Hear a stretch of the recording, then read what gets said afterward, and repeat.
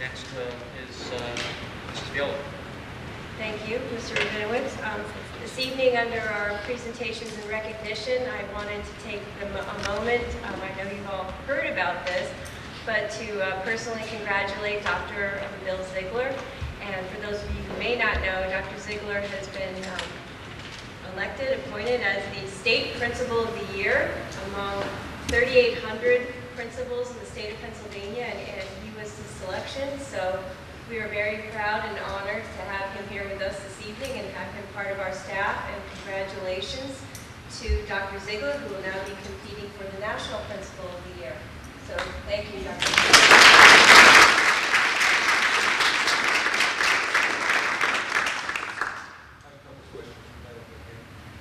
Was there a press release done, or will there be? And also, what's the process? How is it nominated based on, I'm sure he could share with you a little bit further. Yes, there was a press release, and we have released that and posted the information. I don't know, Bill, if you want to talk about this, how you, the process you went through. I know that he had to have a letter of reference from me and a frozen questionnaire that I had to complete on his behalf. And that was used by the selection committee. Yeah, you have to get, it's a pretty extensive process actually. You have to get references from the parent, the student, teacher, and administrator, and you have to submit this to the state. There's an independent committee that reviews all the applications. And they from there select someone that would go on to the national level at NASP, which is the National Association of Secondary School Principals.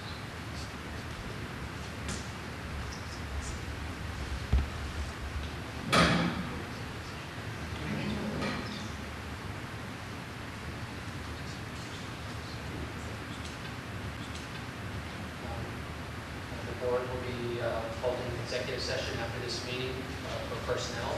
And I guess we should move to approval of minutes. So moved. Can I get a motion to approve the minutes for both 4/12/2016 or 26/16? Motion and a second. Are there any questions? Hearing none, all in favor? Aye. Opposed? And motion carries 7-0 with an abstention. Right. Moving to treasurer receiving of accounts for audit.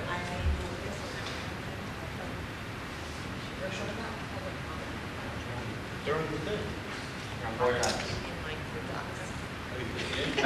I forgot public comment. That might give us time to get that from Patty. Is there any public comment? Apparently it doesn't give us any time at all. Nope.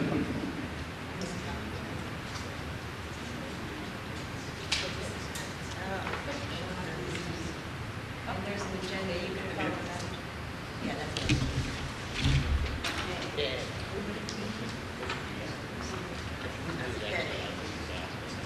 We're getting there, folks. I move that we accept the high school accounts, middle school accounts, and cafeteria accounts as presented. Second. Motion and a second. Are there any questions? Hearing none, all in favor? Aye. Opposed? Motion carries 8-0. I move that we approve the payments of invoices in the amount of $4,394,535.55 for April 2016 as presented. Second. Motion and a second. Are there any questions? Hearing none, all in favor? Aye. Motion carries 8-0. I move that we approve the treasury report for April 2016 as presented and filed for audit. Second. Motion and a second. Are there any questions? All in favor? Aye. Motion carries 8-0. Can I ask a question about the minutes? Sorry, it's a little floating. Question regarding, we had a public comment last night from TCN. We have anything to report on that as far as their offer to for community relations? What's been at all? We have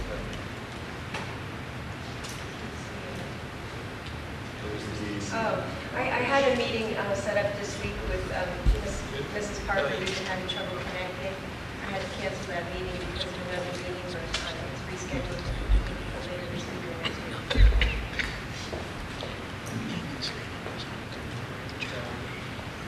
Moving on to the report of the superintendent. Thank you, Mr. Rabinowitz. And this evening, Dom had a baseball game today, so we don't have a student board rep this evening. So we're just going to go straight to discussion items. And we have several discussion items this evening, and I'm happy to say that Dr. Bill Adams is here this evening from the ECRA group. And if you remember, I spoke with you about this at a past meeting. And prior to that, we had a conversation about looking for a way to pull our data together and have analytics and be able to assess the ability of our data to be making return on investment for certain programs that we're implementing.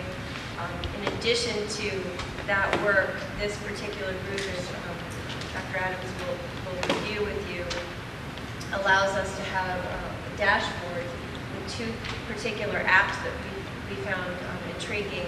One is for strategic planning and one is for school improvement team planning and setting goals and be able to track our progress toward those goals. So this evening I'm asking Dr. Adams to come forward, and he's going to speak with you about what the ECO group can do for us and answer your questions. And I think you have a handout at your table that you place there in the blue folder.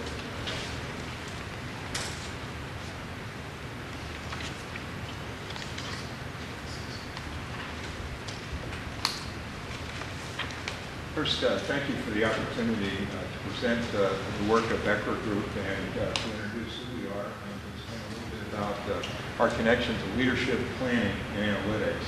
I would first like to add congratulations to Dr. Ziegler for the recognition as State Principal of the Year, and certainly wish him the best in the National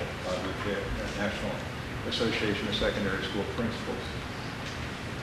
Who am I? I think first, before I tell you who ECRA Group is. My name is Bill Adams. I was a superintendent for 36 years in the same school district. So that helps me understand, yes, it helps me understand a little bit the role of governance and leadership. And I think that's important as you look at information and data. And two words that probably came up in those 36 years that I think contribute to success, and that's the establishment of mutual trust and mutual respect, and then certainly to determine whether you can trust the information and data that you're collecting.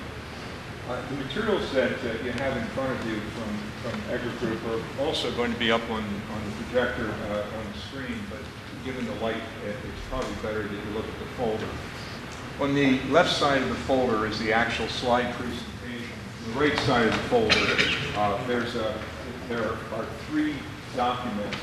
Then there's an agreement that talks about the services that specifically focus on the dashboard and on on monitoring school improvement.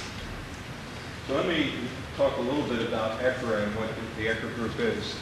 The firm is based in the Midwest, in the Chicago area. I just moved from Rosemont, Chicago, after about 30 years to Schaumburg, Chicago. So one's on the south side of O'Hare, the other's on the north side of O'Hare. We have done work with school districts all over the country.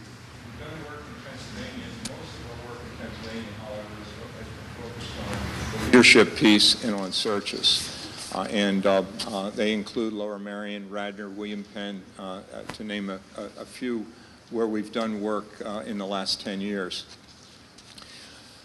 Right now, some of the major work that we're doing on the East Coast with the analytics side is in Greenwich, Connecticut, and we're doing a major project with them with strategic planning. If you look at the very first folder that you have on the right side, this will give you a little bit more about ECRA, and great leaders rely on accurate information. And I just think the three blocks at the bottom there that talk about leadership, analytics, and planning focus on our strategic intent, and that's to help school systems channel their energy and their resources to affect student achievement. Second piece is our systemic philosophy in terms of, again, focusing the right data and collecting the right data, analyzing that data, and then using it to make decisions. I want to just give you a couple of examples. We did a strategic vision in Berkeley Heights, New Jersey. And when we did the strategic vision, there are two things that happened. And we know that one of the goals here is for more community engagement, community involvement. And one of the things is we reached out to the community and asked the community to serve on an advisory committee as we were working on the strategic vision. People said, we don't want to do that because 5 years ago when you did that, we all worked very hard and nothing happened. We didn't hear about it. And you know, in reality, about 80% of what the board and the leadership team and the school district took on was accomplished. They never communicated it. So communications and that whole piece with using information to keep your community informed is all part of it. The other thing that happened in Berkeley Heights has happened here in Pennsylvania last year, or this year, I guess, when you didn't get your state aid for a long time and you had blue lines that you had to deal with and you had to make some budget decisions as a result of funds not flowing in from the state or not flowing in as they should.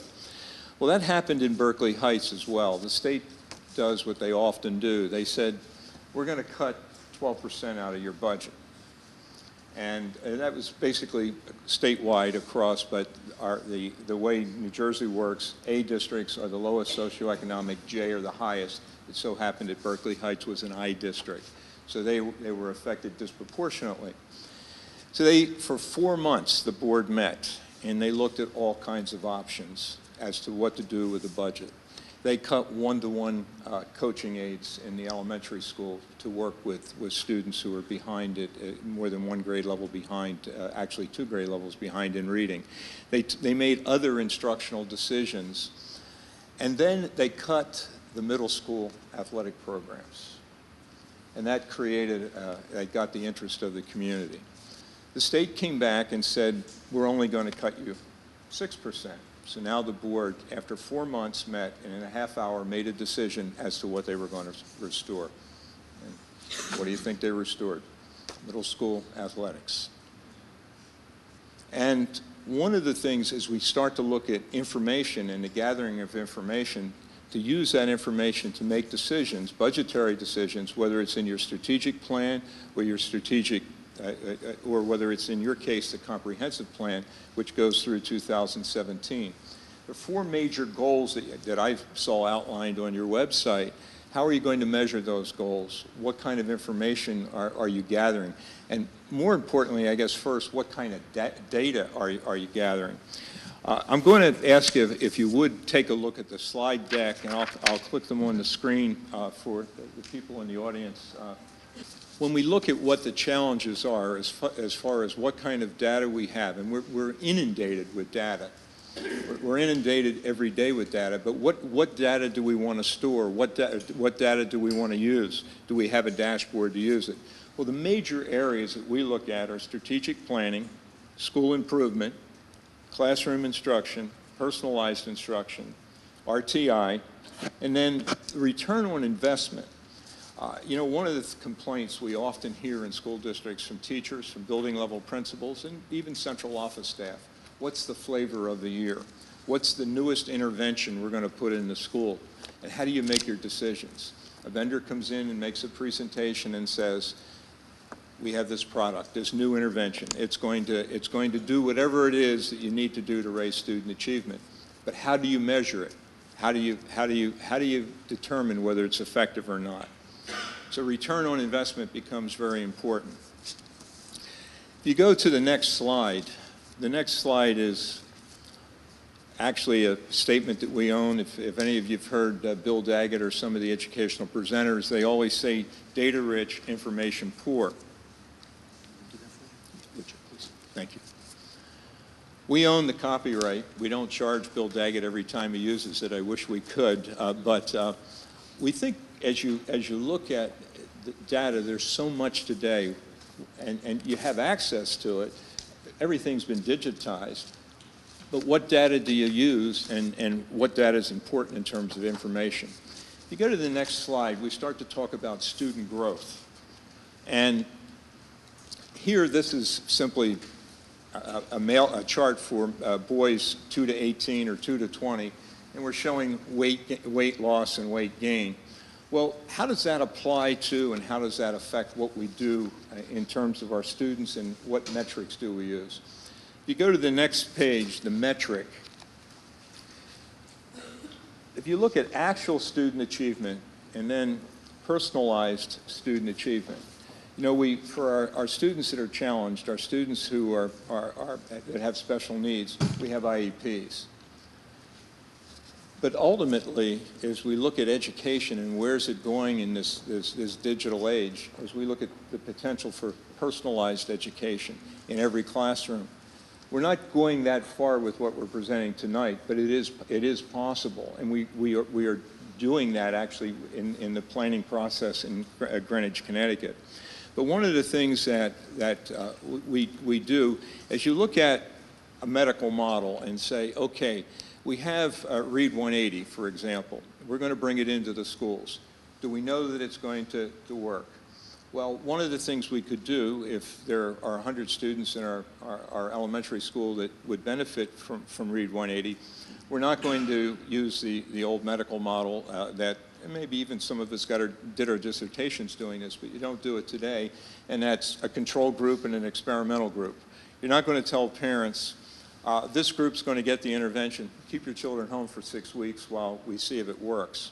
So what's the next best thing to do? The next best thing is to use longitudinal information. Problem with longitudinal information is that we don't want to start in kindergarten and wait till the students get to 8th grade to determine whether it's working or not. So one of the things that we have done using regression analysis is taking, whether it's your PSSA, whether it's Ames Web, whether it's regardless of the student information you have, we've taken that information and we can project using regression analysis whether or not what a student would have done whether or not there was an intervention. Then you can take an intervention and see whether the intervention is actually doing what the vendor said it was going to do. So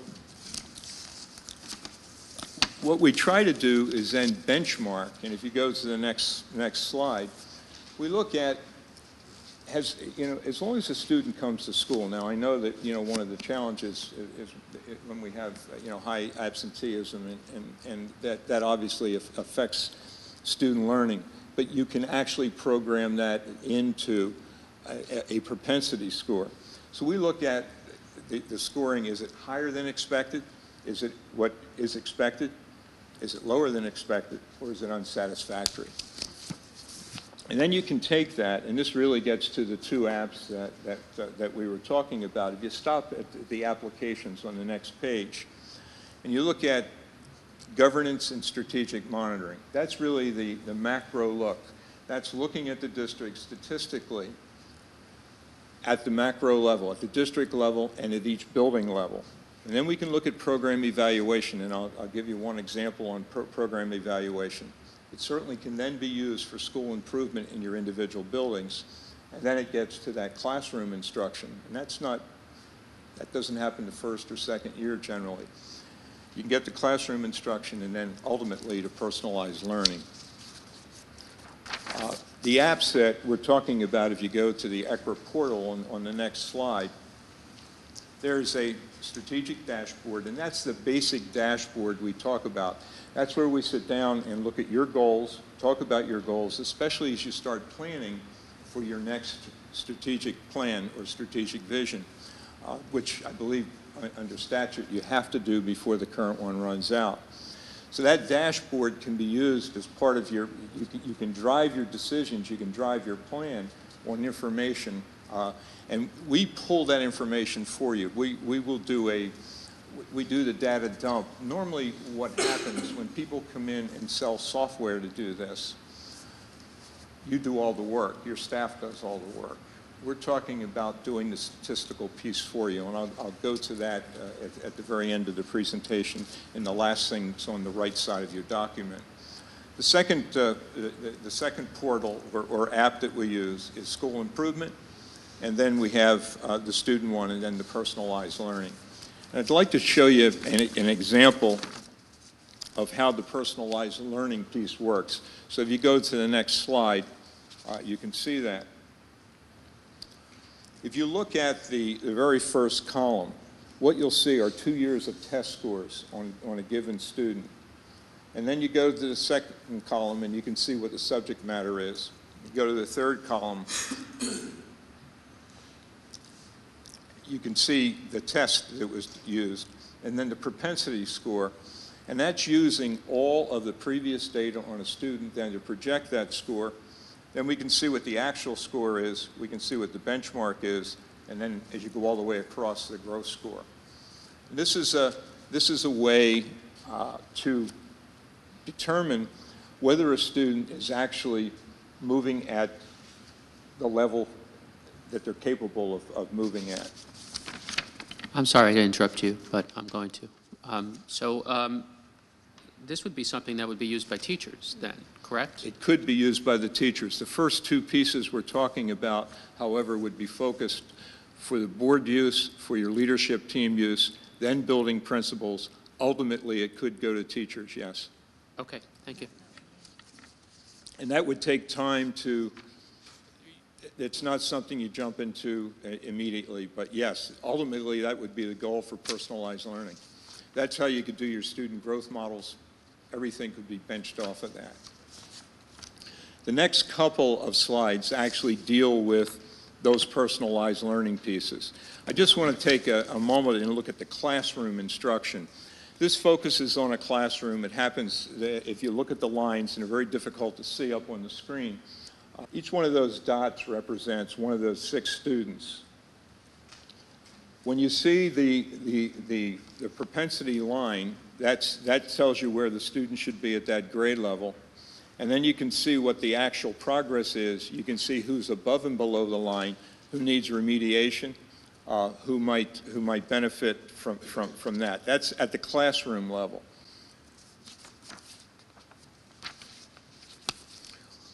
On the next slide, school improvement, this is where you can take it to the building level. And this is where we would suggest, if you should move forward with something like this, that you begin district level, building level, and then ultimately classroom in the future. And again, you can see the green dots are showing for that given area, they're on target. The yellow, there needs to be improvement. Red is unsatisfactory. Now, there's no one in this particular situation exceeding. If they were exceeding the benchmark, it would be blue.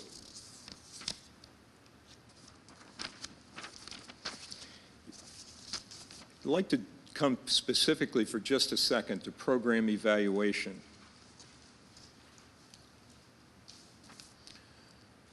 This is where almost individually, for whatever program you're using, you can determine whether it's effective or not, whether you want to invest more funds in it, whether you don't want to invest any funds in it. We deliberately took off the name of the reading support program, but it was Read 180. And we do that because we don't want to go in print, because this is an actual school. And we can't tell whether, we don't know whether it was the professional development, whether it was how the product was used. All we know is that for those 112 students, the return on investment was below what it should have been, where those students would have been. We know that the 21st Century After School program, where students were getting individual tutoring, was typical, that they were moving forward. And all of these students on this example were 2 years behind in reading. And then we know with the summer program that it was very effective. We know it was effective, and again, when you're working with, we know our special populations, we know our lower socioeconomic populations, there's a greater loss in the summer than for other populations. So that could have been one of the factors there. But you have hard data to look at programs. So that when you when you look at a program, you say, well, we'll pilot this program, but we're not going to invest large sums of money until we know whether it's working. You can actually, through regression analysis, do that. So the services that are provided through Eckert Group, we don't sell software. The back of the house, and one of the reasons I stopped doing strategic visioning and planning on my own was because we didn't have the back of the house statistical part. We could only do so much with that. With ECRA, John Gatta, who made the presentation to your leadership team, his PhD is in the statistical analysis. He is the chair of the statistical department for Northwest University Medical School. So we have, and he's our president and COO, but we have a whole team that works out of that Chicago office. So if I could for just a minute, the governance and strategic monitoring piece is that last sheet that you have. And this is the one that as you prepare to go into a strategic plan or a strategic planning process, whether you would go with a full-blown plan that we could assist you with or whether you would just use the data piece, these are the kinds of things that you can do. You can look at teaching and learning. You can look at your personnel, certainly the whole fiscal piece as you do that. Now, if you look at the last document in your packet, and then I'm going to come back to the other two, it's where we say agreement. The scope of the kinds of services that we do: develop, host, maintain a strategic dashboard based on your key district performance indicators and benchmarks that you identify, and it will help you to identify, work with you to do that. Online data analysis dashboard, which is ongoing. Data updating from your systems. All we need, if we have an agreement in place, we can go into your, we don't need to interface your student information system with any other system. One of the problems every time you go to something new on the technology side, will it interface? Can we interface it? That's our responsibility to download that. So we would do at least 3 times a year a dump from your systems. All we would need would be authorization to do that, and it becomes our responsibility to actually do it. There's also a dedicated ECRA consultant that will work with your leadership team from the Chicago office. We'll come on site at least once a year and make a presentation with the statistical people. Remember, I'm not the statistical person. They would come on site, and they would also work with the leadership team on site. That's the basis for the scope for those 2 apps that we talked about, the one that would allow you to look at the governance piece overall for the district, the macro look, as well as at the building level. Questions on that? I've kind of rambled through it very quickly, but I also know you have a long agenda tonight. Just to clarify for the board, the fees that you articulate here, we were interested in looking at the strategic planning app and the school improvement planning app, not the personalized learning at this point. That's, that could be something in the future, but to start at the, at our level at the board, and then also to be able to have that piece where the principals with their leadership teams could focus at the building level. I just want to say before we hear comments from anybody else that I was the person who requested that Mrs. Feola look into analytics. I'm generally a very conservative spender, and to some here tonight, perhaps $20,000 per year sounds like a lot. But for the level of services that you offer, I really don't think it's a lot. It's there's a lot that you're providing. Just the fact that you're getting the data and not building interfaces, or we're not building interfaces. I mean, Mr. Wagman, how much would it cost if we had to build an interface? It would be lots of time. If you just to put the SIF components in place and the annual maintenance costs. And I was very happy to hear that they do the data. We can provide them the files easily. They can go in and grab what they need. It's 3 times a year. I wouldn't even invest in an interface. It's not a daily exchange. So the other thing I wanted to say is, though I am supportive of this, even more so after seeing your presentation, there's a big if for me with this, and the big if is how the budget turns out for us. I think we're on the road to being in the place where I would want to be, which is 0%. And if we can do this and still be at 0%, then I would think that it's a very worthwhile investment, and I would hope that the rest of the board would be supportive of that investment.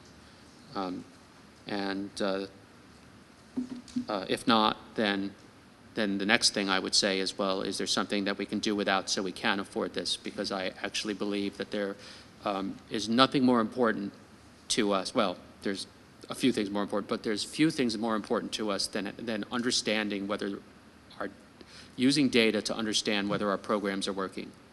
And it's been a big absence here. And when you make decisions based on intuition, you make incorrect decisions oftentimes. And here we would be getting hard data that is relevant to who we are and where we are. Our demographics are taken into account. Yes. And so to me, it's a very worthwhile investment. And then, by the way, we also get help with our superintendent goals too. So that's a big plus as well. And being able to measure our superintendent on that same hard, real data. So that's my personal pitch for it. I'm sure someone's going to take an opposing view, but I just wanted to get that in, and I'm done. I should say, though, does anybody have questions for him? The presentation you gave was including the personalized learning instruction. Did it also include the classroom instruction portion of it? Or I guess yours was more all-inclusive, where what we're looking for is only a sub-portion of this. Could you just clarify what portion would be covered in the letter of agreement so we know that we're not expecting something that we don't actually purchase? Very clearly, this is not classroom instruction, is not individualized student instruction. There's that capability, but obviously the cost goes up geometrically. This is the dashboard for the district, your district goals, your overall strategic vision, and it takes it down to the building level.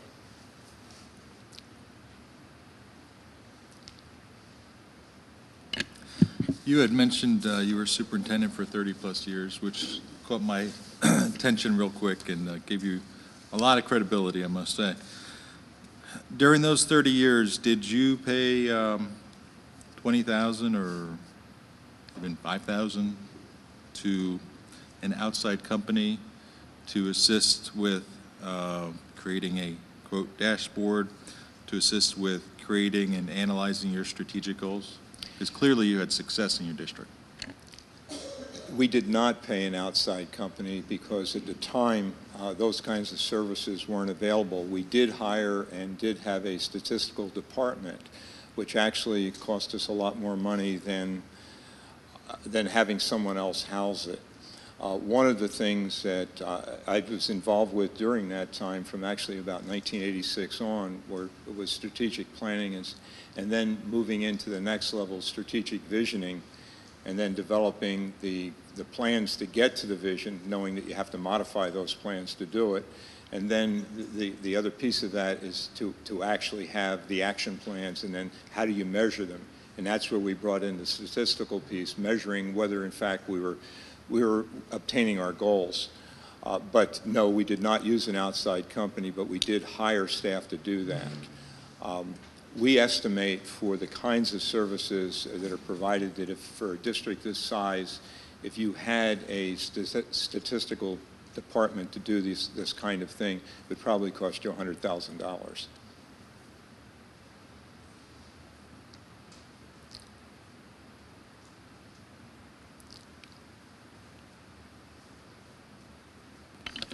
Anybody else?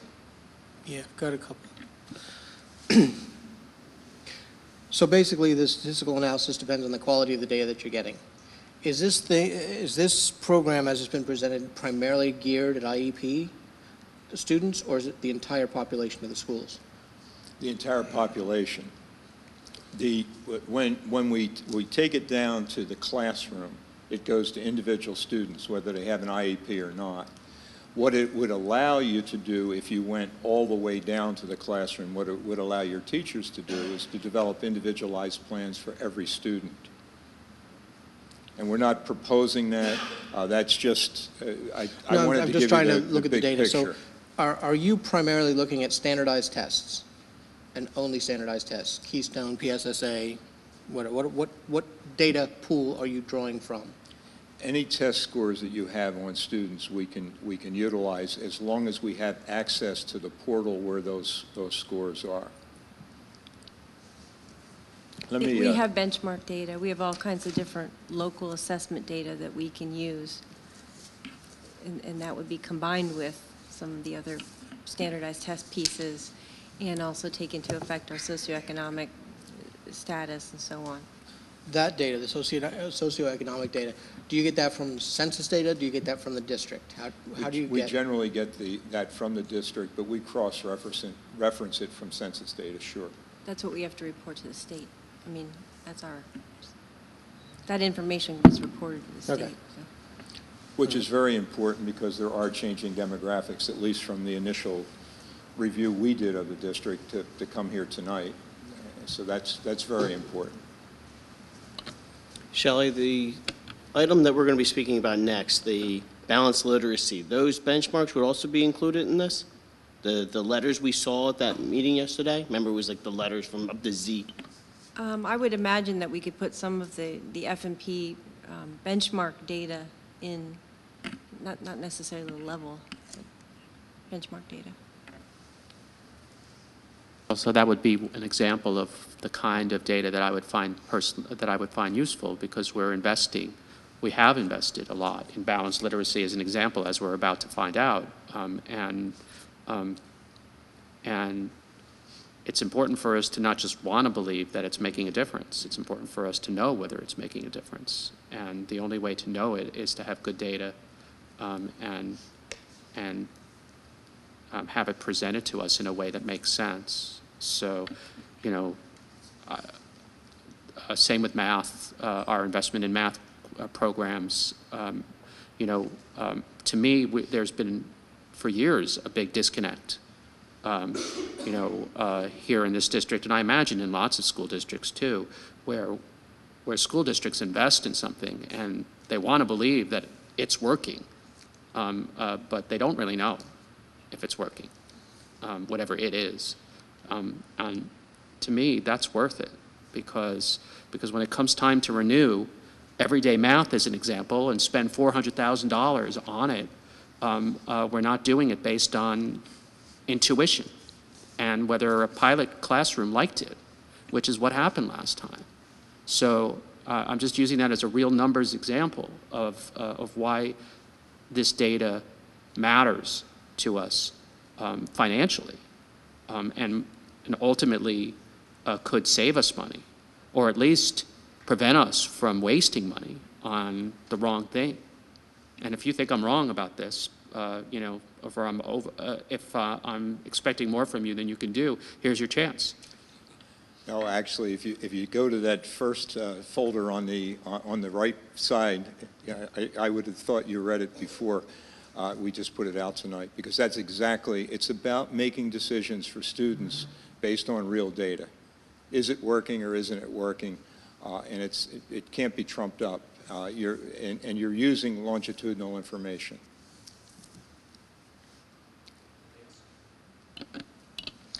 I'm just... So, oh, sorry. Please, go. So the data that you're using is provided solely by the district, correct? Yes. Okay, so is there a way to edit that data before you get it? Or are you just given everything that we have? I'm just looking to make sure that that what we would see would be the absolute 100% truth. Not that anyone's lying. I'm not accusing anybody of anything. But what I'm saying is, you know, if someone has a pet project that they really personally want to see do well, would there be a way for someone to go in and remove numbers, take stuff out, or do you guys just get everything? We get everything. We're asking for access, and you'll see there's a little note on the federal law that allows us to do this with an agreement with the board. We get access to what you have, the information you have on students. To do or to create a situation like you're describing would require somebody to be manipulating your entire system and changing student data wholesale. So we're taking it, and you don't have anyone internally working on it. You're giving us access. We're taking the information that's there, and then analyzing the information for you and giving you the results.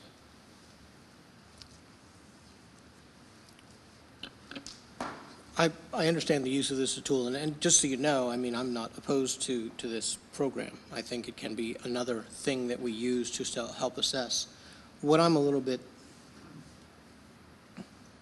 interested in finding out is we talked, you know, as part of your presentation, you showed, I think, the READ 180 is, you know, not performing in terms of cost effective. And then you said, but there may be mitigating factors. Maybe the professional development's not there. Maybe this isn't there. Maybe that's not there. So basically, once we get this data, we still have to figure out what it means. And that's more likely when we're going to run into the problem that you're talking about. What is the problem? What's actually the problem? What's actually the solution? And those decisions are still going to remain with us to try and figure that piece out. Because, you know, I'm sure you hear this every time you go somewhere. There's lies, damn lies, and statistics, right? Every time you hear that. So we still have to provide our understanding, our interpretation of these things, and whether or not they mean, you know, stop spending money on this, spend more money on that thing. The summer reading program, that's kind of an easy one. You know, the more you keep kids learning constantly, the more they're going to learn. So that one makes sense to me. But some of the other things are not going to be quite so intuitively obvious.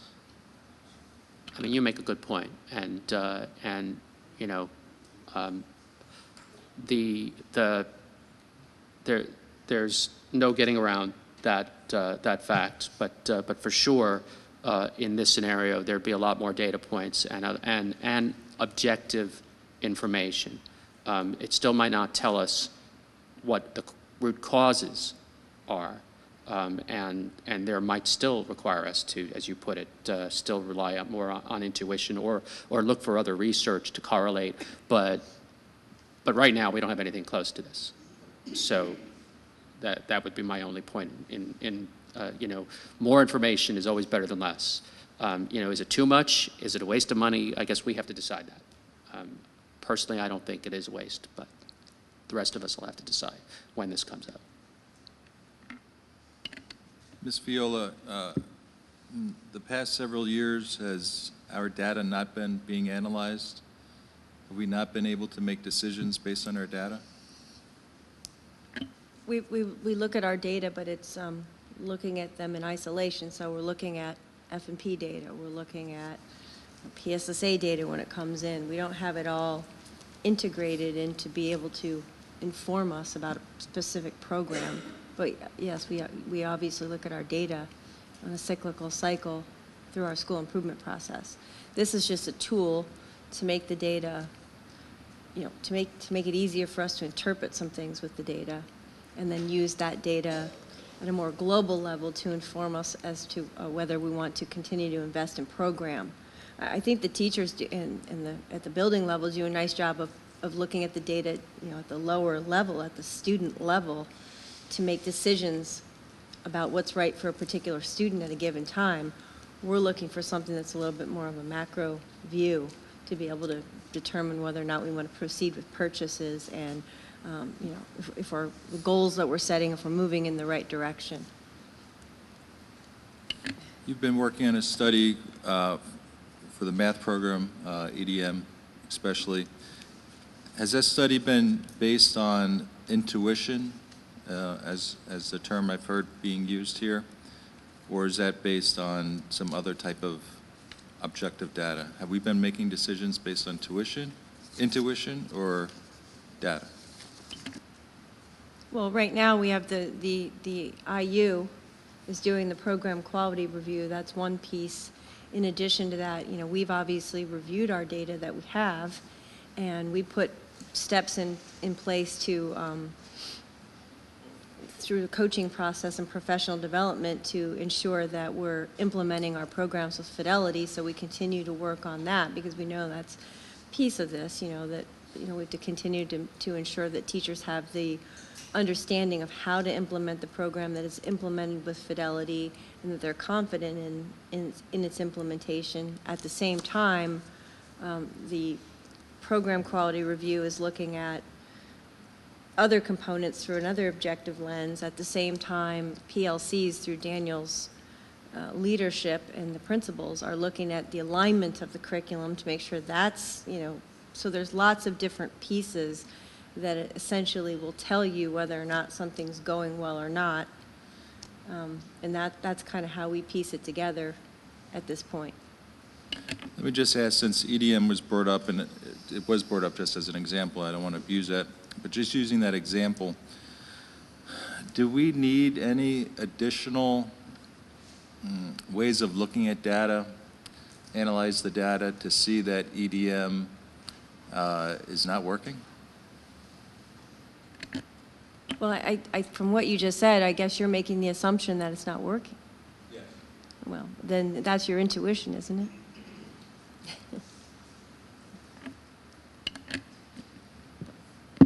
Well, again, the question is, so are we using intuition or facts currently to decide what curriculum or what program or whatever is working? I just went through the different facets of what we are doing. So obviously some of it involves qualitative data, some of it involves quantitative data. And through a process, you know, we're looking at, we're going to take all of those different pieces of data, and at some point you're going to have to make an objective decision after you've reviewed all of the different things that we're doing. One last comment. We don't have one quantitative measure that's going to tell you whether everyday math is working. If, with the number of highly qualified staff we have and highly qualified administrators we have, technology department, so forth and so on, with what this community currently pays to fund those positions, if we are not able to analyze the data that we need to analyze to make the decisions that we need to make, as many, if not most, other districts do and have for many years, then we have a serious problem and really need to take a serious look at some other things, I think. Thank you, Mr. Parker. I just want to say for the record that I couldn't disagree with you more. Our teachers and our administrators are not statistical analysts. They are not in the analytics field. It's highly specialized. Companies pay upwards of $150,000 a year for these types of people to work for them directly and analyze their own data. Companies like IMS Healthcare are doing analytics of drugs company data in the billions of dollars. It's a big business, and it's a very specialized field, and I just don't think that we have the bandwidth here to come even close to that. Your point is noted. School districts do exist without spending this money. Every spend has a cost and an opportunity cost, and we need to determine whether this is worth that or not. You know, does anybody else have any other questions before we move on? We have a pretty deep, go ahead, Jim. Is there a minimum number of data points that you require to actually make this effective? Because you're saying that you'll take whatever test scores we have, and we may have more at the elementary than we do at the and I don't know whether this is the case or not, but like we may have more one grade level than another school. So is there a certain minimum amount that you need to really be able to give us true information, and then so we can make sure that we have that minimum number? We've not had an issue with minimum numbers. Whatever, the state and the feds require you to have enough data on students, even without your local data, that we've always found that there's been sufficient data points to get the picture that we need to get a propensity score to be able to do a regression analysis so that we can project. Okay. And then the other question I had is, there is some piecemeal pricing on there as well, $2,500 a day. What would that, I mean, if we ask for you to come in and, that was on site, but I mean, if we ask you to, and without knowing the program, I can't really say, but like if we ask you to tweak something because we wanted to see information a different way, does that cover it, or does that, you know, I guess I'm trying to find out what would constitute the need for that $2,500, and there was another cost, which I just don't remember what it was offhand. That $250 per hour, that was for consulting, so like, just trying to get some idea of what we can expect to see. For the two apps that we're talking about that are included in the $19,980 price, there would be no additional. If there's something beyond that we're asked to develop, let's say that you decide that at the building level you want to go to the next level. You're not ready to go into the classroom, but you want to go to the next level.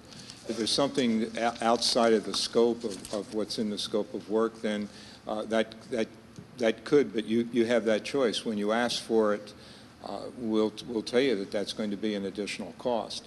But for what we're describing and for what the superintendent's describing that you're looking for, this would be all-inclusive. And you said two apps. There was 5 listed. The personalized learning classroom, I know, are not. The school improvement is not either included?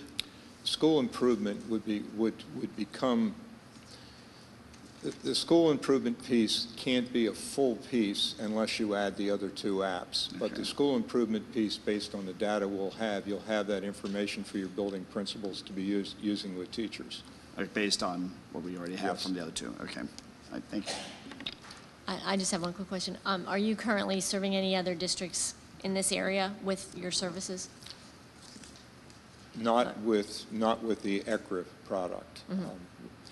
Most of the ECRA work has been throughout the Midwest, very strong in Illinois, but we are doing work on the East Coast, and that's one of the reasons that I'm here filling in actually for John Gatta. I'm the East Coast president, and a lot of my function is coordinating searches up and down the East Coast.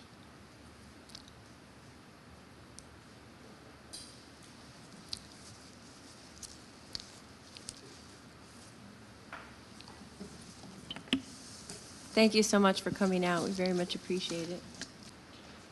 Mr. Voorhees is here this evening, and I know we have some teachers that are here in support of the work that they've been doing, and Mrs. Rendina, and also our Heinemann coach.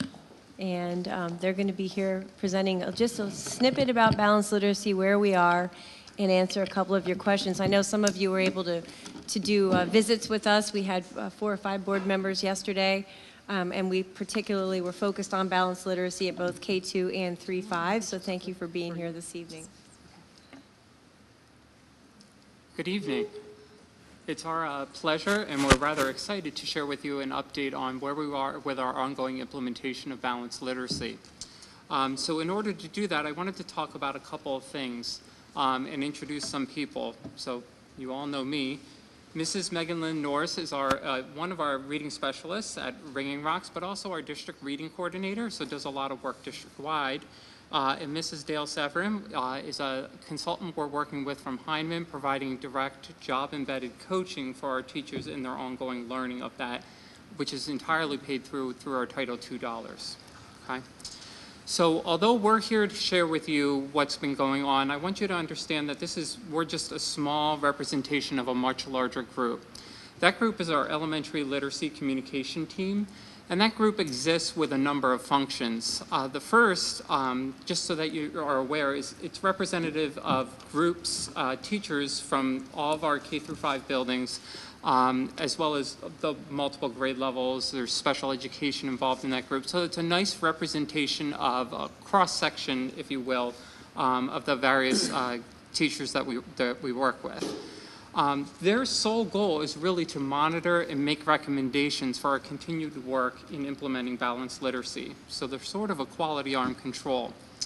And then another function that they have is really communicating with their colleagues back in their buildings. Their most recent work has really been to make recommendations about our continued efforts in terms of implementing our ongoing implementation efforts related to balanced literacy. In addition, this evening, there are some folks, some of our teacher friends in the audience, and if you are a member of the elementary literacy team, would you please stand for a moment? Thank you. I promised them they would not have to speak tonight. But I do appreciate that's just a small sampling of the group, and they're, again, representative of a much larger group who has spent time beyond their day and time here this evening because they're so invested and dedicated to what we're doing with the education of students, specifically related to literacy and instruction here. So we're not just working with that team, obviously, we need to connect with all teachers. So through ongoing work with teachers and teacher teams, we went out and met with each of them and asked a very broad question. And that question was, what's going well and what needs attention? Now, to be clear, and in reference to the last conversation, we're using data along the way, and we're going to talk about that in a minute. But we wanted to hear from teachers, how's it going, what's working, what's not working? So we asked a very open-ended question, and we have, as you might imagine, a variety of themes bubbled up to the surface. So some of those include time. Time in terms of how do you fit it all into a day, which, by the way, is with everything that we have to do related to standards, time is never on our side. Time in finding appropriate materials and just planning for literacy instruction. Another one was really a delineated scope and sequence. What does that mean? How are skills and concepts taught to students not only within a particular grade level, but also across their entire literacy career in Pottsgrove? And a third piece is really just rigor. What do we mean by rigor? We hear that word tossed around a lot, but what does that mean in terms of what are the expected outcomes for students at various levels? Okay. So their most recent work was really to craft recommendations, and our ultimate goal this evening is just to share some of that. But in order for us to get there, we wanted to provide you with a greater framework of what we mean when we're talking about balanced literacy. So this evening, you're going to hear a couple of words tossed around, and just to be clear, I wanted to define for you what we're meaning when we say these terms. The first word you'll hear is standards. Standards, I think everybody is very familiar with, but those are really state and or national developed statements to tell us about what is the expected level of students' achievement throughout their career or throughout various grade levels. Another piece you'll hear is curriculum. Definitely related to standards, but that's district developed. So that's teacher teams working together, all of us working together to really define how are we going to get there? Here's the statement that the state provides. What are we going to do as a district over time to provide that instruction? And then the third term you'll hear is resources. Resources are those tools that we're going to use to help us get to that goal, okay? And my last segment, just in opening this presentation, is really just the extreme amount of pride I have to be just one member of the team here in Pottsgrove, because I've worked with teachers on this particular committee over time, teachers who are willing to step up and say, hey, let me pilot something. I'm interested in learning more about that. Teachers who have opened their classroom doors, for many of you yesterday, for many, for each other so that they can learn from one another. Teachers that are working very collaboratively, sharing, planning, and they're just entirely focused on student learning and driven by that conversation. So as we continue through the evening, I just wanted to give you kind of that framework in terms of some of the words that you'll hear as we move toward providing you with some of those specific recommendations. Okay, good evening.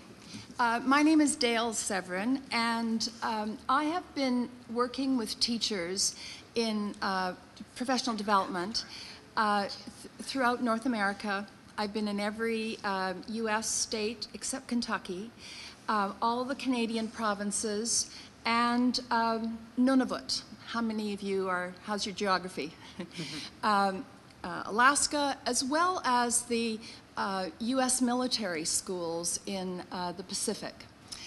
I'm saying that because I have seen a lot of teachers, I've worked with a lot of teachers, and I must share with you how you have to be proud of the fact that you have a principal that is being recognized, but you have teachers in your primary elementary schools that would stand shoulder to shoulder to any of the best teachers in North America.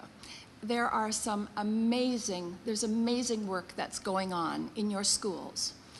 Now, in saying that, there are three characteristics that research is telling us that make effective literacy teachers. One is that they know their students. Now, knowing their students isn't just having a score, a number, or a letter. It's knowing their reading behaviors. What is it that they're doing now, and what do I have to do next in order to make a difference? They have to know their students. They also have to know the texts that they're working on. That's the teacher's tools. What is it that makes a good book to teach this child what they have to learn next? We don't teach books. We use books to teach children. The third thing is that teachers have to understand, or effective literacy teachers have to understand the reading process. And, you know, just like you mentioned about the medical field, we're constantly learning, which means change. And that learning means that there are things that we have to pay attention to, not throw everything out, but pay attention, grow, change. And in saying that, does that point? Yes, it's a laser pointer. Does it? Is it the sunlight? Yes. Where are the airports around here? Oh, We look gotta at be that. careful. Use the little Good. sunlight. Okay. This particular diagram is one that I think you're familiar with, you've seen. This is what represents the reading process. Have you ever read with a child and they say a word, keep on going, say another word incorrectly, make a mistake, keep on going? You ever had that experience? Well, what do we have to do as teachers when we see that's happening is that we have to show them that they have to actually notice. So if you look on that wheel, we're looking at they need to monitor. They have to notice when they've made an error. That takes teaching. Now, have you ever read with a child and they make an error and then they stop? They look at you. They look at us. They look cute. But what do we do as teachers when they do that? Well, they've noticed, that's good, but now they have to do something. We have to teach them that. Now, sometimes what happens is those students then do something, but they only know one way. The next thing I'm looking at is searching. The next thing that they might do is they might then start sounding it out. Well, that's one way of searching. But if the word is to-he, th-he, to-he, how's that working for you? We have to search other ways. As teachers, we have to teach them that. Now, if they are searching and search successfully, they self-correct. Now, if you notice, all of that reading work that we're doing is within the text, which means that is literal comprehension. What is one of the biggest problems we have with our grade 5 children? They can read anything you put in front of them, but you ask them what they've just read, they haven't got a clue, because they can analyze the text, but they don't understand what they're reading, because it means they have to be thinking as they read. That's what we have to teach them. Now, how many of you have ever read a page before you went to bed at night and got down to the bottom of the page and said, I haven't got a clue what I've just read. That's the kind of reading we get kids to do if they're not thinking, if they're not comprehending. You read all the text, but it didn't make any sense because you weren't thinking as you were reading. Now, the kind of teaching that we have to do is now what we see at the bottom of that wheel, which is beyond the text and about the text. How many of you have people in your lives that you love who can read but never do? That's because beyond the text is where we connect with the text and become lifelong readers. Beyond the text, about the text, is when we look at genre. Yes, you can read the words of that poem, but do you understand what it says? What about that science text? What about the report? What about a memoir, a biography? Different genre. That is now about the text. This is all that we have to be teaching our kids in an authentic way in order to be making them literate. Just having them read letters and words isn't reading language. And that's what we're looking at when we're looking at balanced literacy or authentic literacy.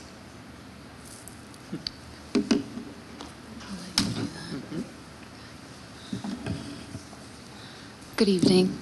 For the purpose of this presentation, which is to give an overview of balanced literacy, I'm going to speak about some of our Fontes and Pinnell data, but I'm only going to focus on one school for the sake of time, okay? The data that you see presented here on the screen, this data represents students' reading along a gradient of various points of text complexity that incorporate reading behaviors needed to read those levels of text with comprehension and fluency. These reading behaviors involve the 12 strategic actions that Dale just presented to us. Those reading behaviors are occurring simultaneously within a student's brain so that they can construct meaning from the text, which is the sole goal of reading. It is to construct meaning.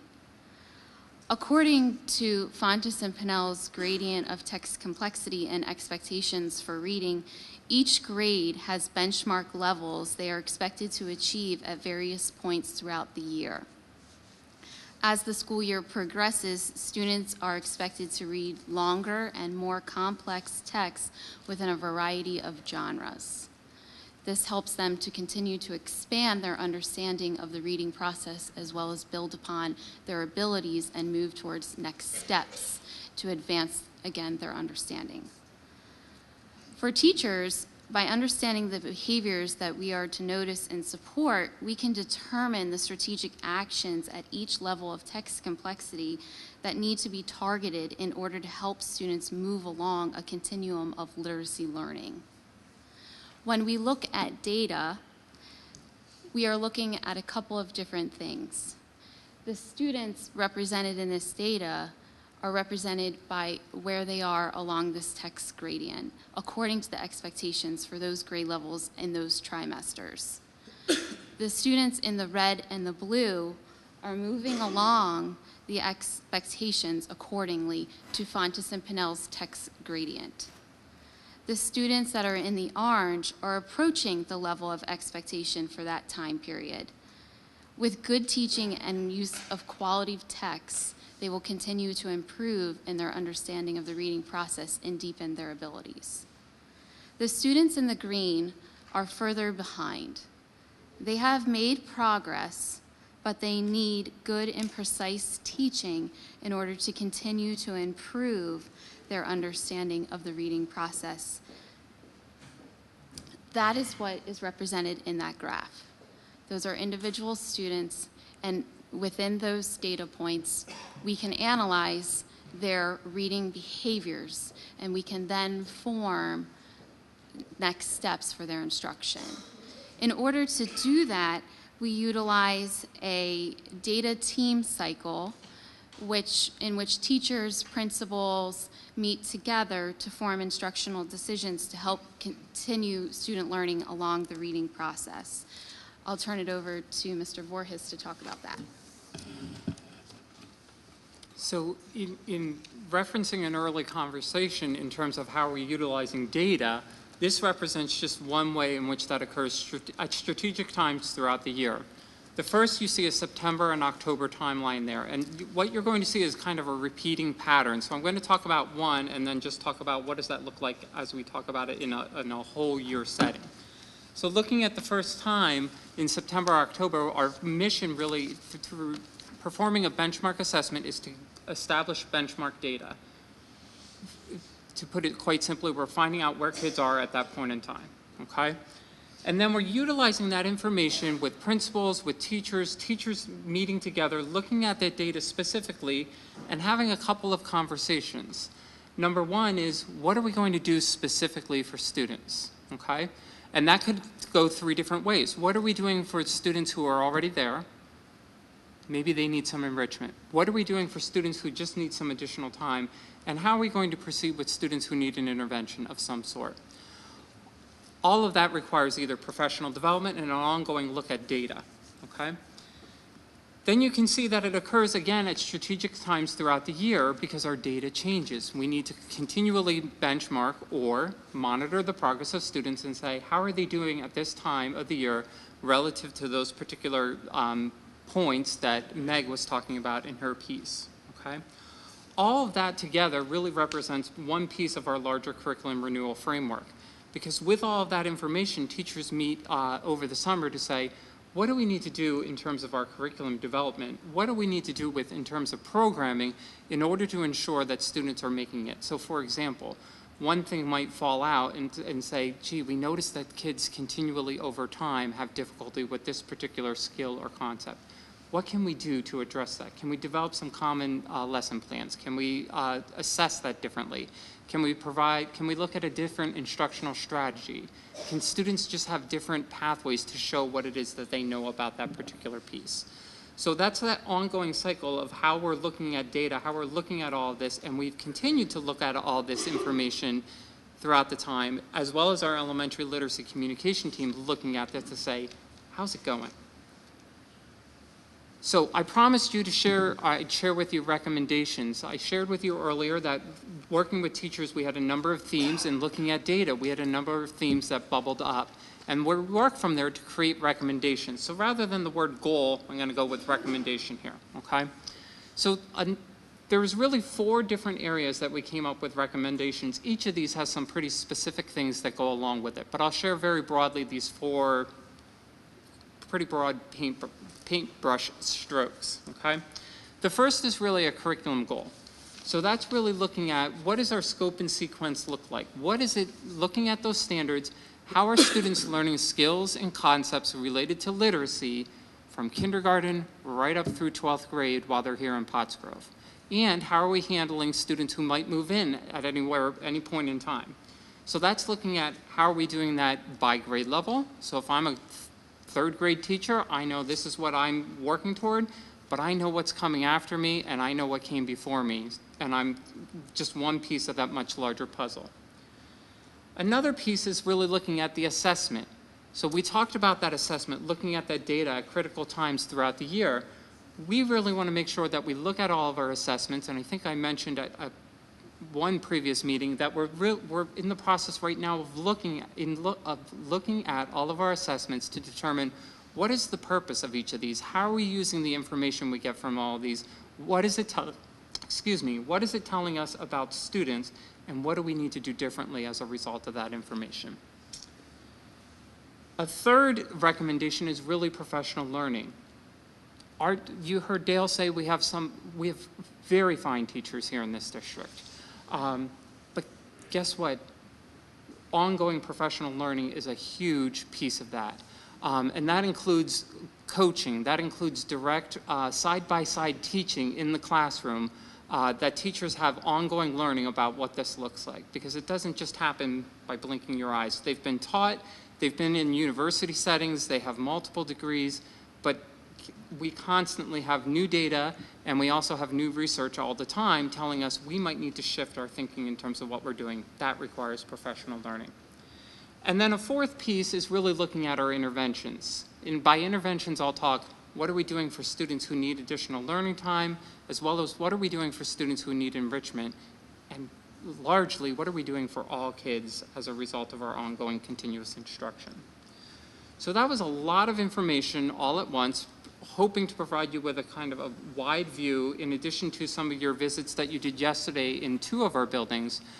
So with all that information, what questions can we answer for you to help establish a greater understanding of what balanced literacy looks like and where we are with our implementation of it here in Pottsgrove?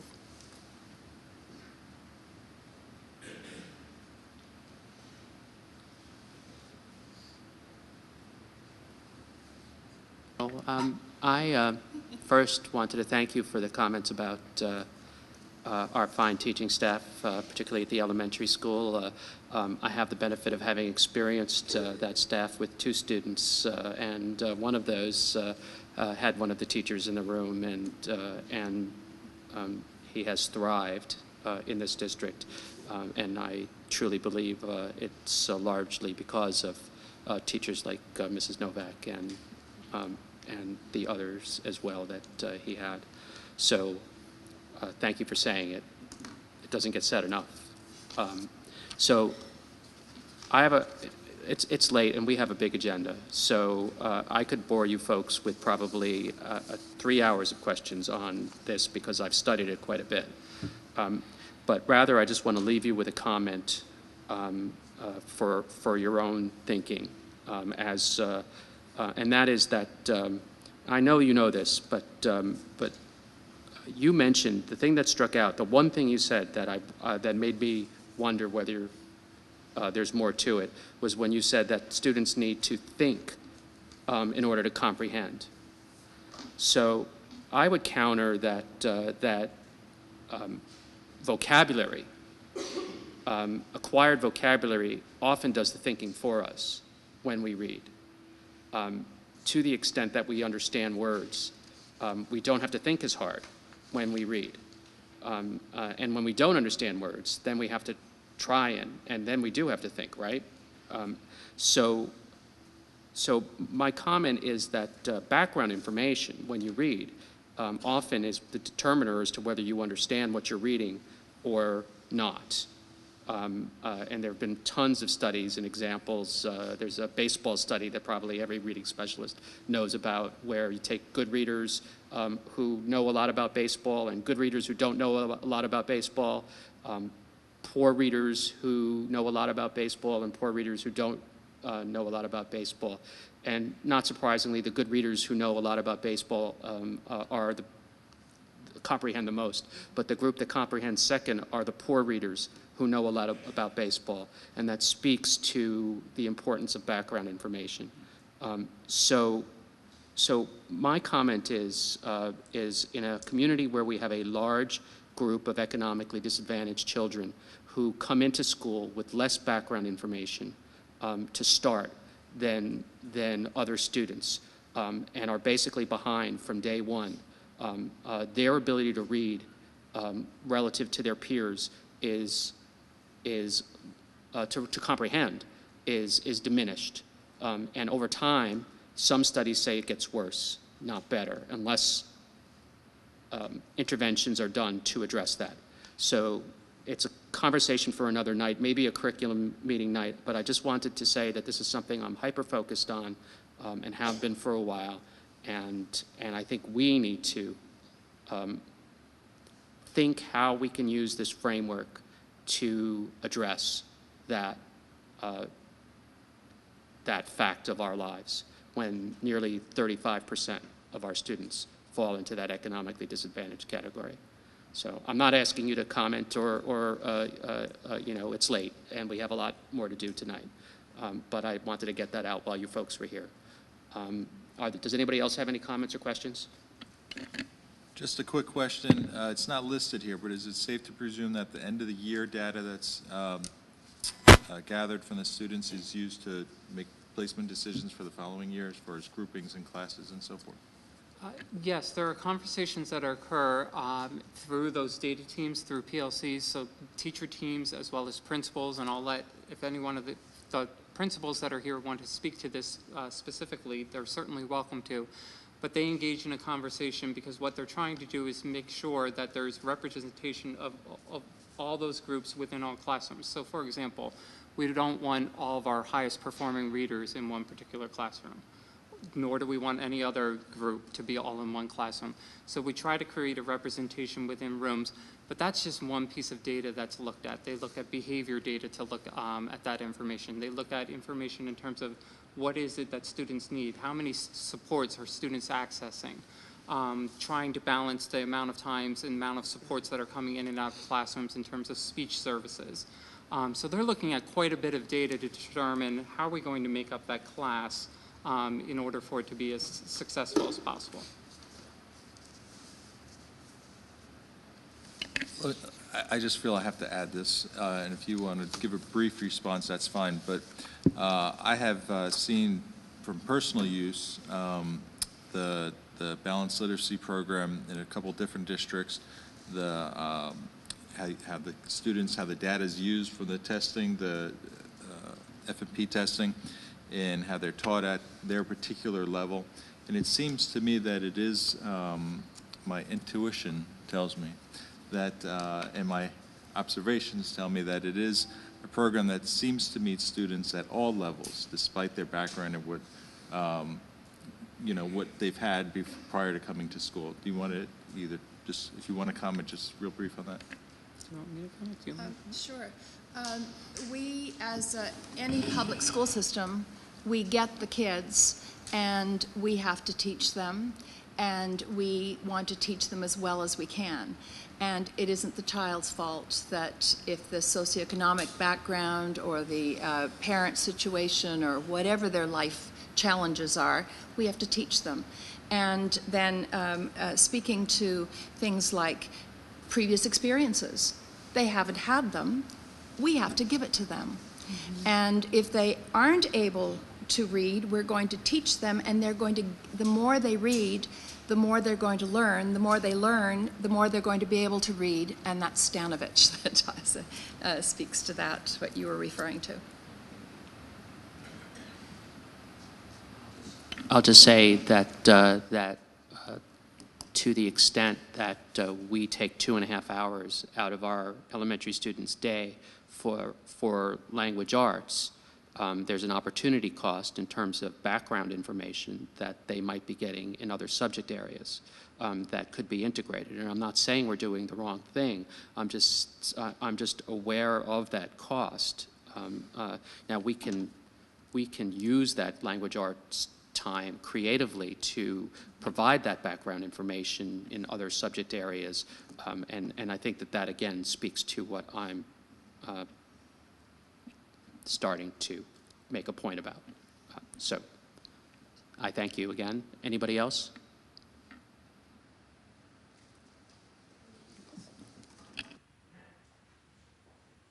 Thank you, everyone, for coming out for the presentation. Moving on to the third discussion item. It's a discussion item, but we're also asking for action this evening because we're trying to shore up what we're purchasing for the district office and the guidance suite so that we can get the furniture that's necessary to put back in those spaces so that we can be prepared to transition back and move the guidance suite into its rightful home. And we're hoping that, we did a lot of work to try to do some downgrading, find some other alternatives, and also we added some additional furniture that we told you we'd come back to you for the high school into this bid, which is less than before with all of the additional furniture that's requested that's needed for those spaces. Dave, did you want to make any other comments or? Just to give a little brief background on what transpired following our last meeting, we contacted our furniture consultant, had her come out and looked at trying to get comparable quotes from regarding comparable furnishings, and she assured us at that point in time that she had quoted us the lowest priced furniture of that grade, and that we would need to drop down a grade if we wanted to save some money. And I said, we absolutely want to save some money.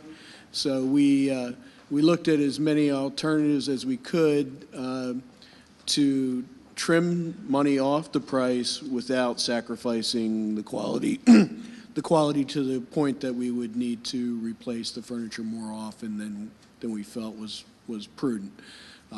So what we have presented in the information at this point in time is a different vendor. It's a Han, primarily a Han product line for the furniture, as opposed to a national product line that we had originally. It is wood. It's veneered wood as opposed to hardwood for the desks, etc. And we were able to trim some money off of the guest chairs by downgrading the style of the chair and the fabric selections.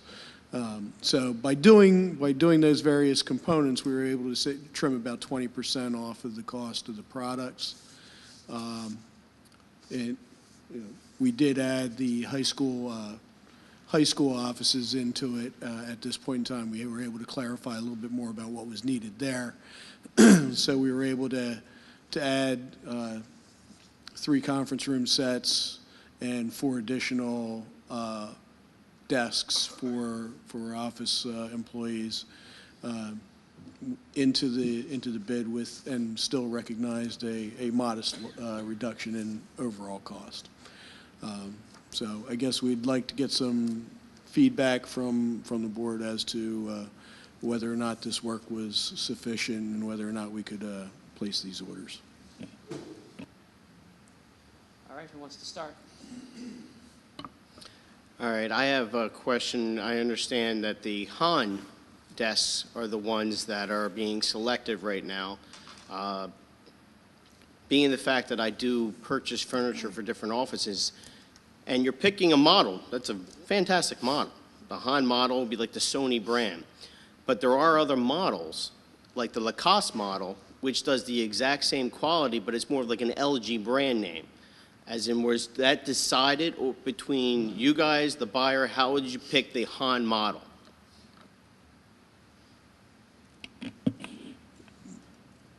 The recommendation came from our consultant.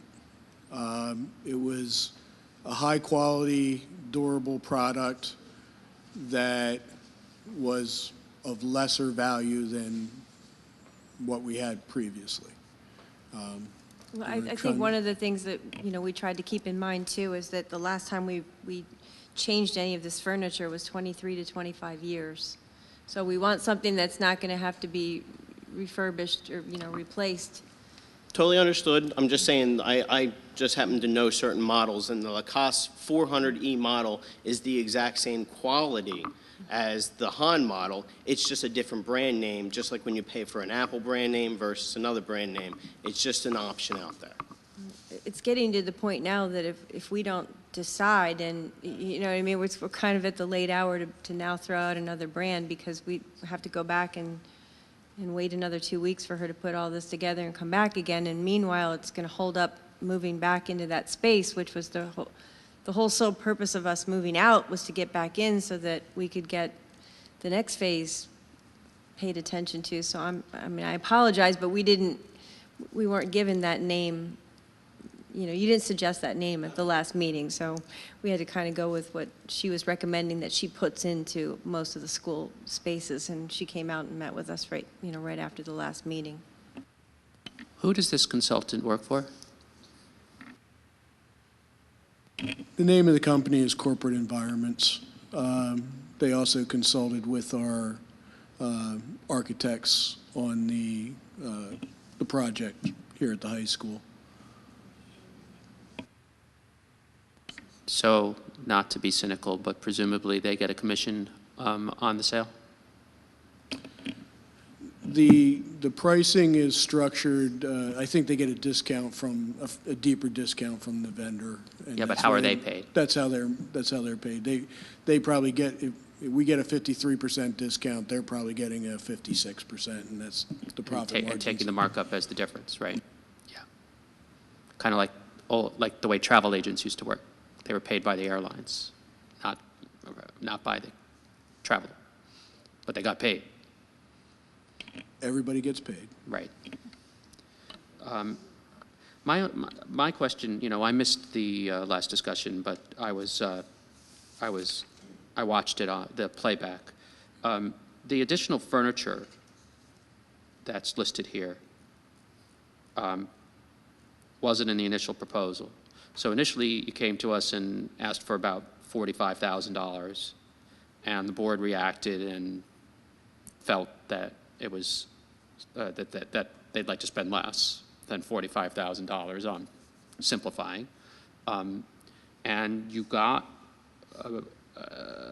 $8,000 savings, approximately almost $9,000 in savings from the second pass, but then wiped it away with an additional request. So we're right back to the same number that we were at before. Sure, we're getting more furniture. That's correct, but I also indicated at that point in time that we had not had an opportunity to vet out what was needed for the high school office. That we expected to need at least 4 additional desks, but we had not had that conversation at that point. Since we were going through this and presenting a comprehensive proposal to the board again, we had time to get that information and make sure we knew what we wanted. We thought it would be prudent to incorporate it rather than come back to you at some later point in time and say, well, we need another $8,000.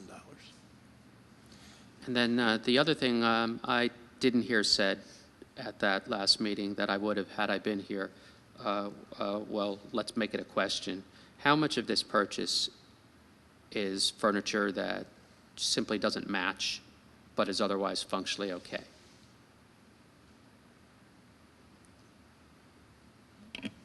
We're really not buying a whole lot of major furniture. We're buying a new lobby set, which is, we think we need to have at a very high grade because that's the first thing that a family would see when they walk into the district. So we did not compromise value on that. It's also about, too, we have kids that climb all over the stuff. Right. And we want it to last so that we're not, the ones that we have been there and they're not, you could fall into it, The support's no longer there. And so then you're saying that it's furniture that needs to be replaced. But when I read the initial piece of information, I don't see it here, I saw things that said furniture doesn't match the current style, the new style of the district office, and thus we're requesting more. And my question is, how much of it of this $45,000 purchase request falls into that category? And I will say that I'm not supportive of buying new furniture just because it doesn't match. If it needs to be replaced, then that's one thing.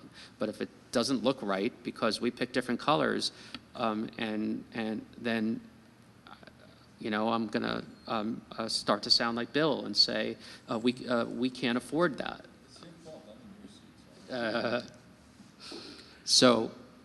Of the district office furniture, the lobby, in addition to it not matching, was 23 years old and very worn. The superintendent's office desk is 23 years old and has some damage on it. She also has a conference room table, which is simply too big for her space.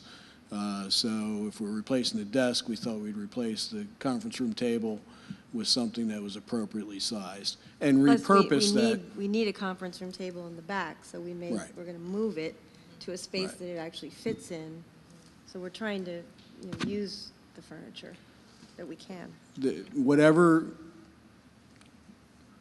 There are some lower end products that will probably be removed from service out of this process. and other products from other areas being repurposed into the workspaces for those employees. Part of it would be to make it a more consistent appearance, but part of it's to make it more functional for the employee as well. We're not throwing away good quality, well-maintained equipment. We're going to reutilize as much as possible. There could be a piece or two that falls out at the end. But the primary reason is not the matching of the color of the wood to the color of the cabinets.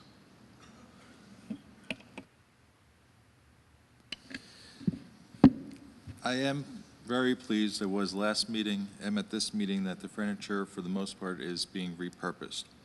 However, in response to your reply, Ms. Feola, to Mr. Leach's comments, that we hadn't, you hadn't heard the recommendation prior, the administration of this district should not have to get a recommendation from a school board member to, to learn that there's a different model at a less expensive price. I mean, thankfully, Mr. Leach just happens to have experience in that area, but it shouldn't get to the point, because that's not what the school board is for. I mean, these are questions that we should, not we, the administration or whoever's looking into it, should be able to ask the vendors. And then if we're on top of that using this specialized furniture consultant, like we're, $1 million facility here, I don't see why this is coming to us. This also is yet another example of what I mean when I say we have a cultural, we have a situation here where we need to change the spending culture. And I keep saying this, and I'll continue to say this, but this is a good example. So now it's the second time we're being brought with furniture, want to spend $40-something thousand on furniture, and now we're hearing by chance that, hey, you can get the same quality at a lot less price. I have a problem with that. This tax base cannot continue to spend in that way. And in regards to the comment that we're under a time crunch, I said it last time, I'm going to say it again. I don't appreciate having that pressure. If you're going to be asking us to spend that type of amount of money, then bring things to us earlier.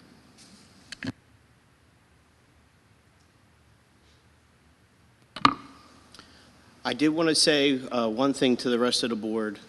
When I did piecemeal the furniture, I didn't piecemeal it last time because I just looked at the overall, and I did piecemeal it today. Most of the items on here are very reasonably priced. If you agree that we need them, is a different story, but as in price-wise, they are very reasonably priced all through. I could piecemeal the high back chair should be changed. The JSI high back chair doesn't be necessary. The under the desk, unfortunately, the under the desk hideaway keyboard section for $200, I can get a lot less.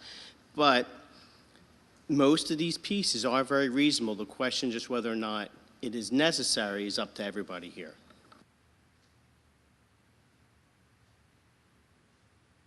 Right. Well, Mr. Leach, you started by saying that some of these pieces could be gotten for a lot less. Now you're saying some of them also are reasonably priced. How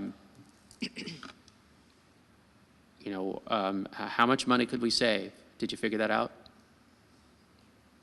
You're not looking at a lot of savings if you went with all these pieces. You could switch out the Han for the Lacoste. You could switch out the high back for a Han Boss high back chair. Same support, same everything like that. Just it's not as fancy. It's not going to have that brand name of the JSI.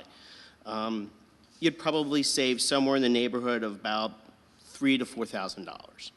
The other items that they have, the Cody lounge, the Cody chairs, the chairs they picked are very reasonably priced. I don't know why they added up different chairs for every conference room. Maybe there was a reason why they picked different chairs for each conference room rather than just picking all the same for all the conference rooms. I don't know.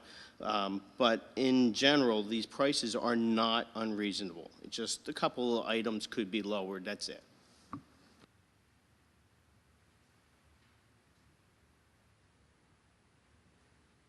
I'm just feeling here that, going back and forth, if this is something we need, which sounds like we need, and we need to move forward with a plan, going back and forth, we have to make a decision here. We can't keep going back and forth, leave the meeting, and then we decide, we need to talk about it again. I just really caution, since our other furniture lasted over 20, 25 years, that we do get good quality furniture, and I am glad to hear that, because it's an investment. It really is. But we need to make a decision and give them guidance, give the administration guidance so we can move forward. Please?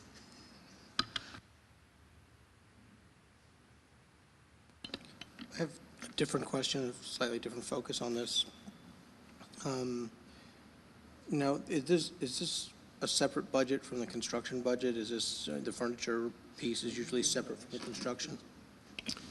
This is part of the soft costs within the construction budget. Okay. So this was already programmed, and now we're getting the bids, now we know what the actual numbers are. Mm-hmm. Yeah, That's okay. correct. Happy days.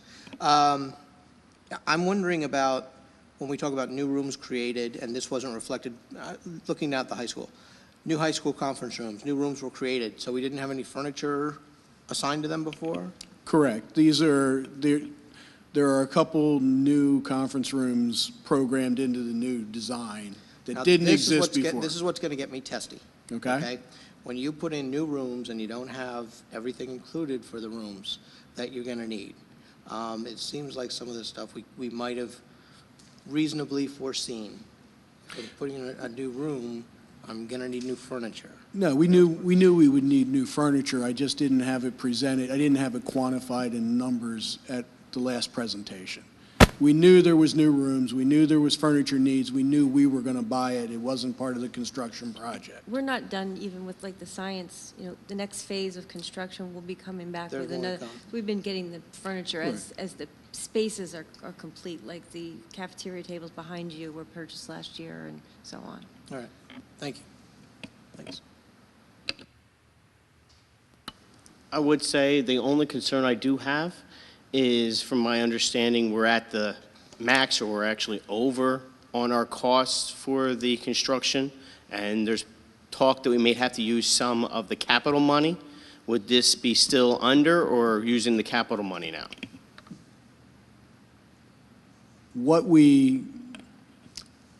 The short answer is I can't tell you.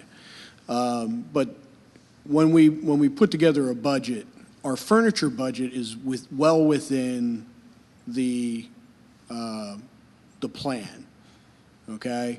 Where we're having challenges is in our change orders for unforeseen conditions.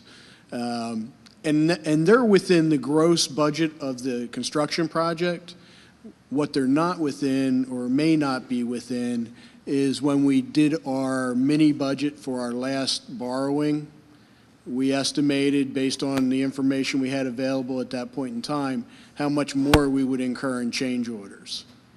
And that's where we're going over.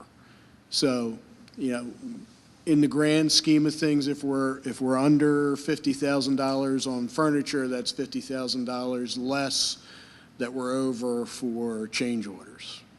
But the furniture budget is not putting us over. It's really the change orders for the unforeseen conditions.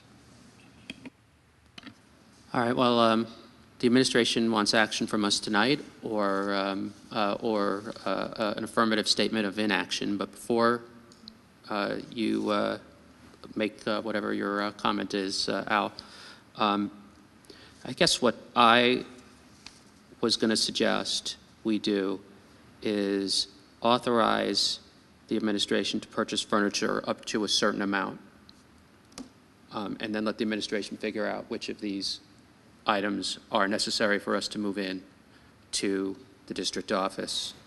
And we can argue on what that amount is, but I would like it to be less than $45,000. And that might enable us to look at the few items that you think might be obtained more reasonably, and it would also enable the administration to come back to us and say we simply can't do it, but at least we're proceeding with the most urgent purchases so that we can move forward with the project. I have a number in my head, but I think I was going to ask you, Al, what you think that number should be, since you seem to have some experience buying furniture, and I don't. If you're buying everything on this item and only went with the other quality pieces, you're only talking about $3,000 to $4,000 in difference.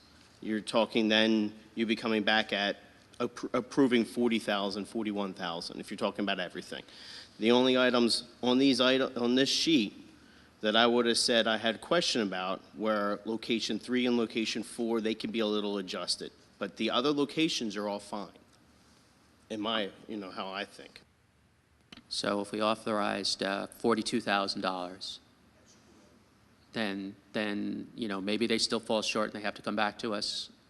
But I would say that we're giving direction, we're challenging the administration, trying and the consultant to come up with similar quality furniture that meets our needs. And then we're not holding up our project, which is critical. How does everybody feel about that idea? All right, then I'll make a motion to authorize $42,000 of furniture purchases. I'll second.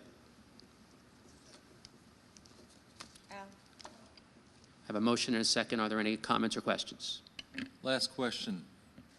Is this the best you can do for the quality that we need cost-wise?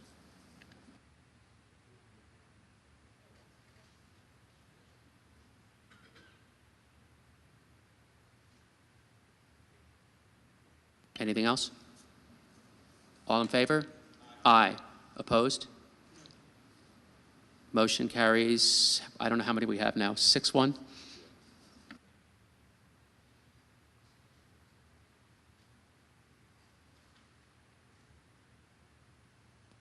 Moving on to professional staff appointments, I recommend you approve the professional staff appointments as submitted. So moved. Second.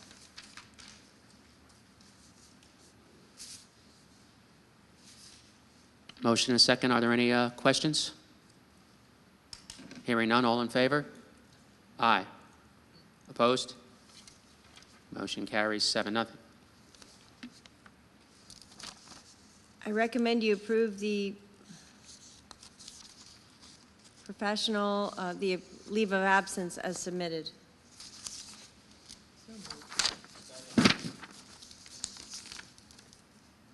Can we combine all personnel? Yeah, approval by consent, letter E. Can we have approval by consent?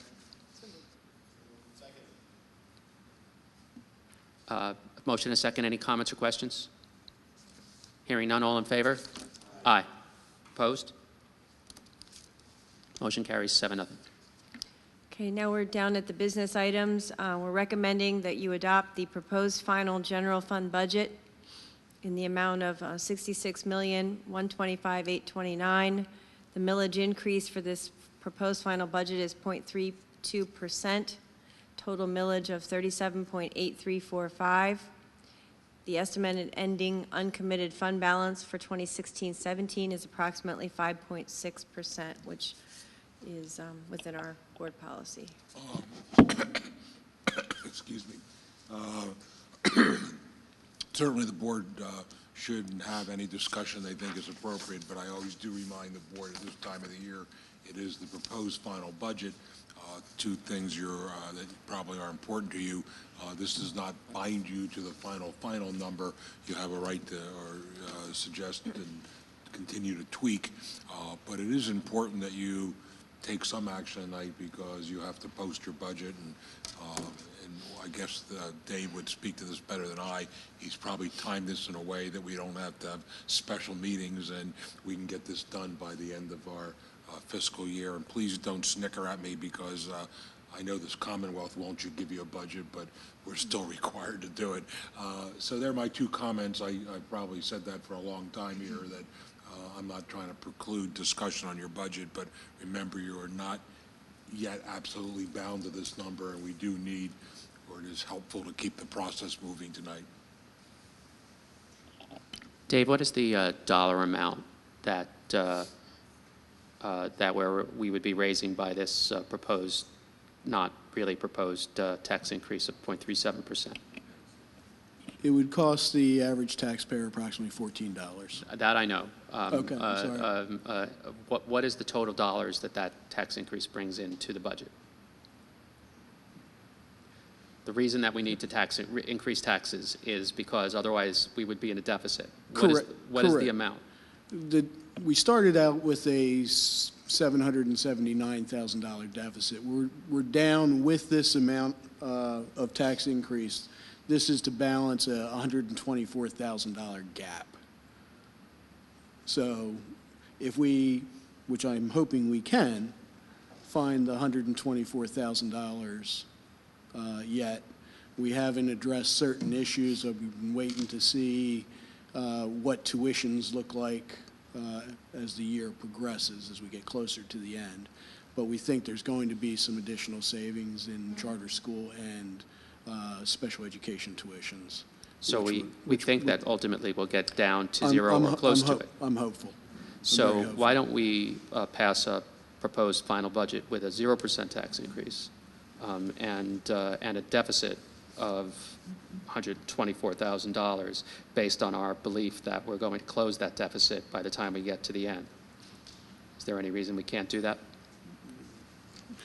You can do anything you so choose. I like to close the gap at the end. I figure it's better than telling somebody they're not getting an increase and then coming back later and saying, oops, things changed.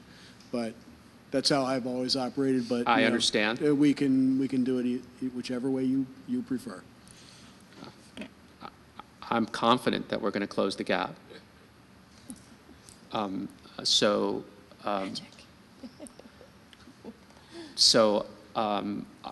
I would like to make a motion to do what I just said, which is to have a proposed final budget that has a 0% tax increase. And yes, that might raise expectations in the community, but that's exactly what I want to do. So I have a motion. Is there a second?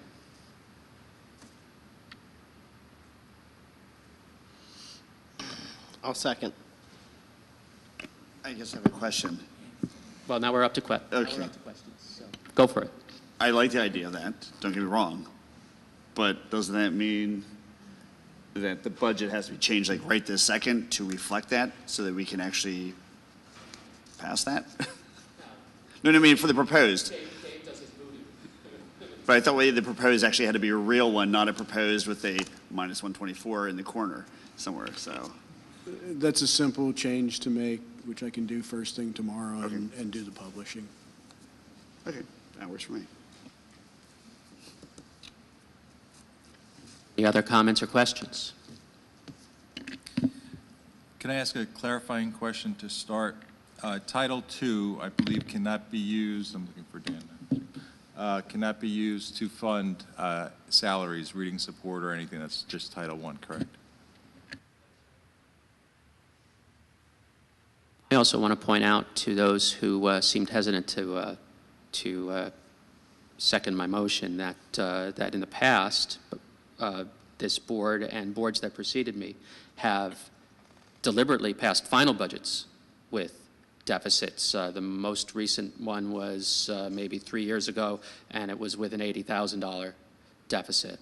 And as I recall, the president of the board at the time felt that the administration, through careful spending, could find that $80,000. And in fact, that year, the final budget was a pretty significant surplus.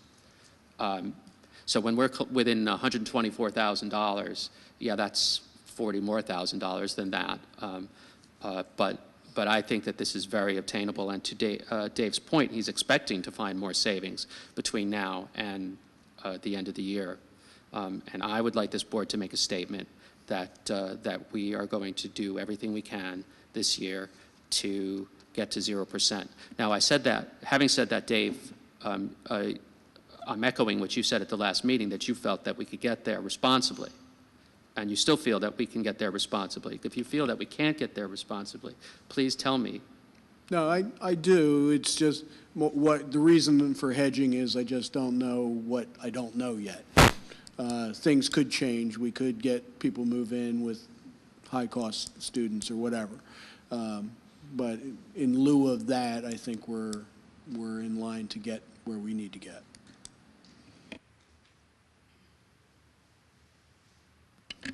Where are we at with the instructional coach positions? How many do we have budgeted for? How many are filled, not filled? Just can we get a summary of that? We have currently, is it 3 or 4? 4. We have 3 filled. We have 4 positions. Someone left mid-year, and because we didn't want to disrupt the other classrooms in the district, we elected to wait until the end of the year to refill and post that position. And what was that position? How are they how are the 4 split up as far as what they do? They're all K-12 instructional coaches, so we've been grooming them to be able to work throughout the district with whatever it is that our initiatives are: literacy, technology integration, math integration.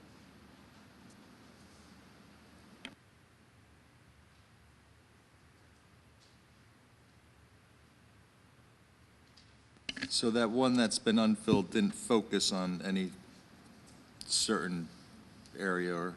Well, the person who left had extreme expertise in technology integration, and obviously when we refill it, we want to refill it with some expertise in that area. Yeah. But they serve K through 12. And what do we currently have staff-wise in the technology department? I know we have a director, we have an assistant director, and I don't know how many. Is it 1 per building? I think a couple of buildings share. Where are we at with that? We have 4 techs, 4 technology.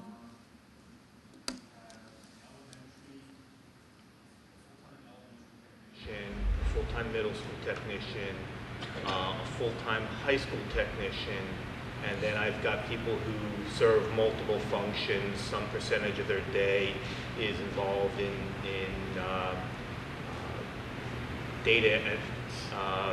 data systems management,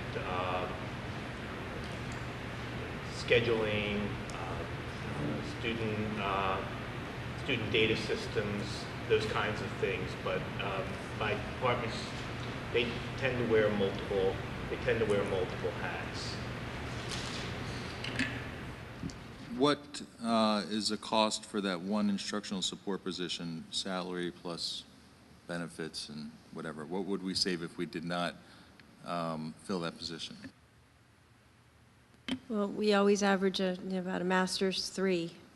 So but it depends on the level that we replace the position. So, I mean, technically, you'd probably be pulling from somebody that's already on staff and then replace that position. So whatever it is that we bring that new person in. So that would be $85,000 or so at a master's 3, or could be give or take depending on the expertise of the individual we hire. Including benefits? Yeah. That would be the last thing I would recommend, is you taking something away from our instructional program and trying to, here we are trying to work with our teachers to make them the best possible because they touch the students. And that would be the last area that we would recommend touching. I hear that and appreciate those comments. My intuition is I've had an ongoing question, I'll say, of the number of staff we have in the tech department, but let me just as quick say, I realize what we're doing with technology and we're keeping up there, so I don't want to sound ignorant in that sense. But I've had some observations, some feedback that just leave a little question in my mind. And I'm not convinced that this particular instructional coach position, leaving that empty, I'm not convinced that that will have a negative impact on our staff. But are there any other questions, thoughts, observations from other board members, pro or con?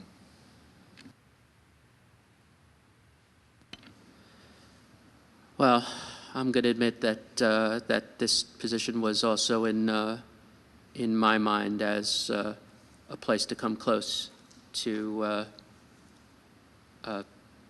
closing that gap, and it certainly does. I'm also not surprised, Mrs. Feola, that you wouldn't agree that that would be the way to go about it.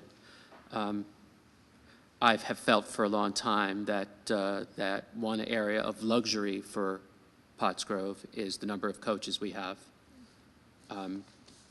It may have been a worthwhile investment. I'm not suggesting that it wasn't, but many districts get by with a lot less in this area. And I'm always troubled by the fact that Pottsgrove is the third highest taxed community in Montgomery County, and don't feel that we can afford luxuries as other districts might be able to. So we have a vacant position. It's been vacant since the end of November, and we've been doing okay without it. And personally, I would think that we should consider whether or not this is a position that we can live without, maybe for a year, and reevaluate next year. But we don't have to decide that tonight, because we're just doing a proposed budget.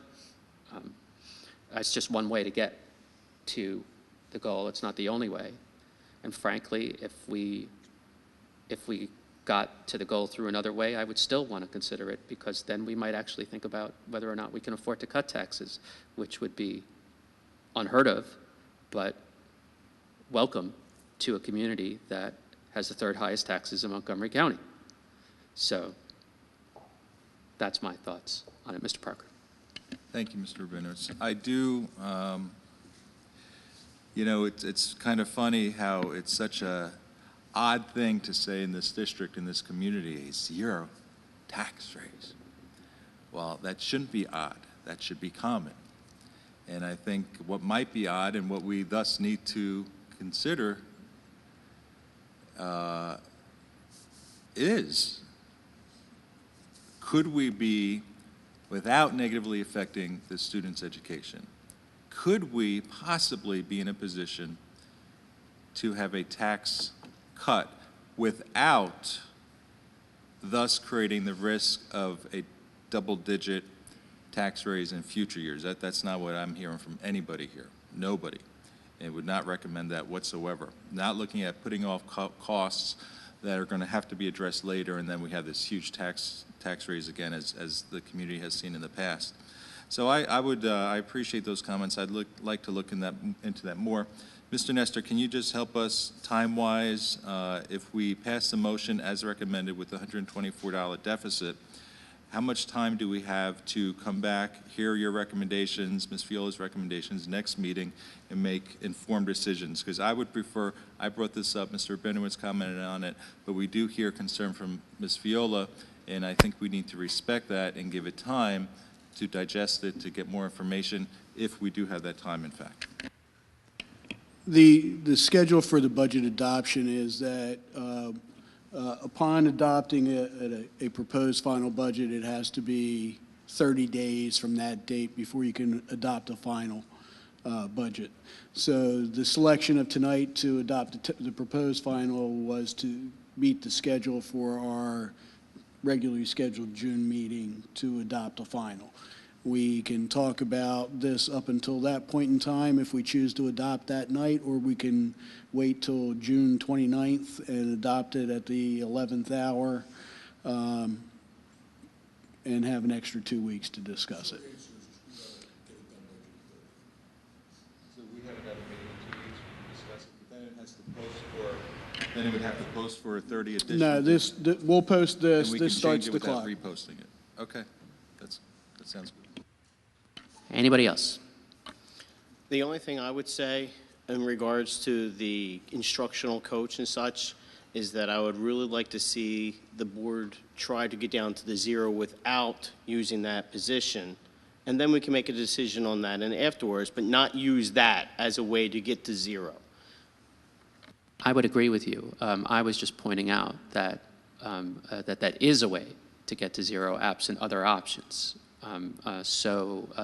While if somebody thinks that I'm being irresponsible by proposing 0%, then my point is that we're pretty much there with that unfilled current position. That doesn't affect any existing classrooms, doesn't affect art, doesn't affect music. It affects professional learning, however, and that is a serious matter. So I'm just, Bill brought it up, and I think it's a good catch that we have multiple ways to get there. We have a business manager who thinks we can get there, and I just want to say with our proposed final budget that we have every intention of getting there. And if we don't, well, then we'll have to have egg on our faces. But I'm okay with doing it that way. And so are there any other comments or questions before we vote on the motion and second that was made some time ago? Just real quick, I would just ask that the position not be filled until we have a final decision, since it's now on the table as a discussion item.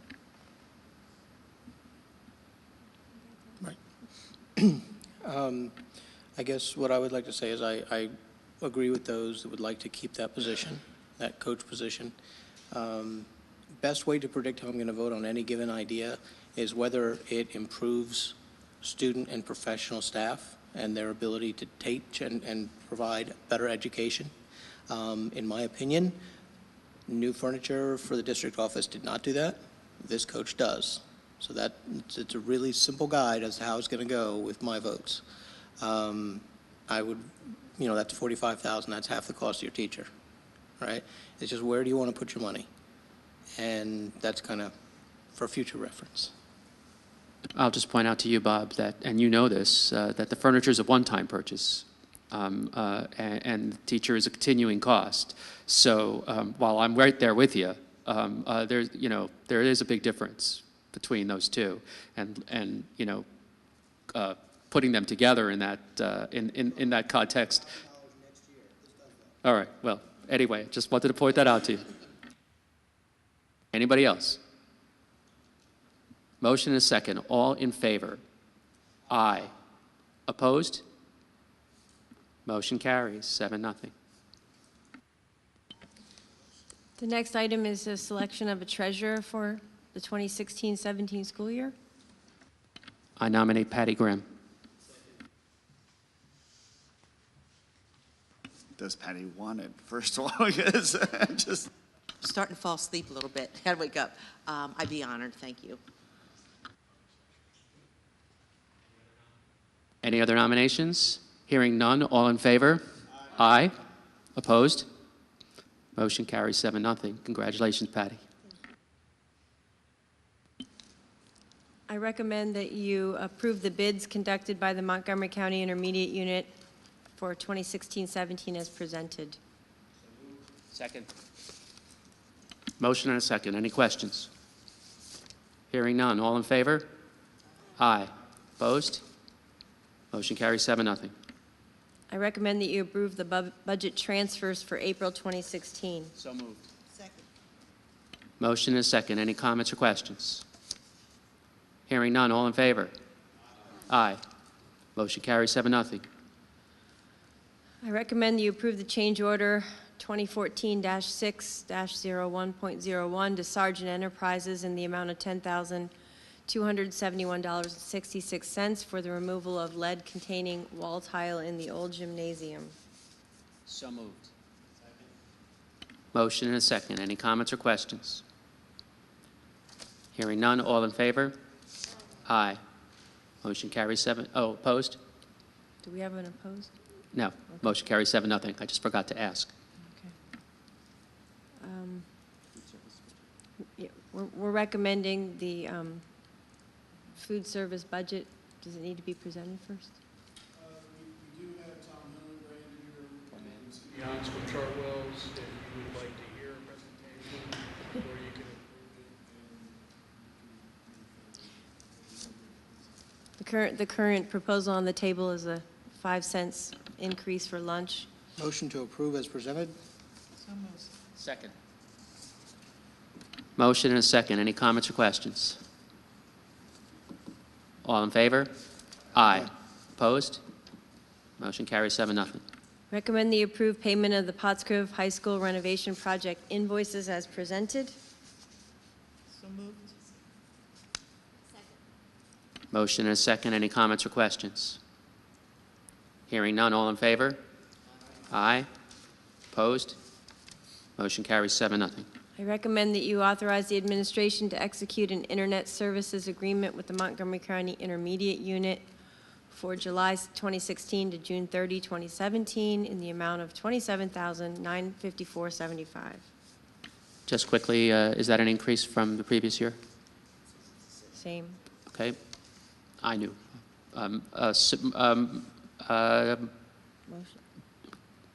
Did we have a motion already? No, I'd lost track. We don't have a motion. Motion.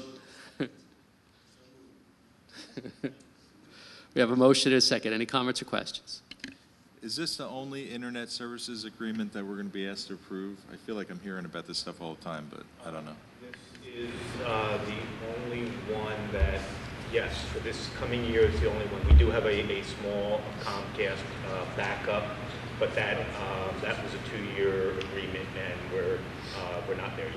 So this is our core internet service, and it's renewed annually. Any other comments or questions? All in favor? Aye. Opposed? Motion carries 7-0.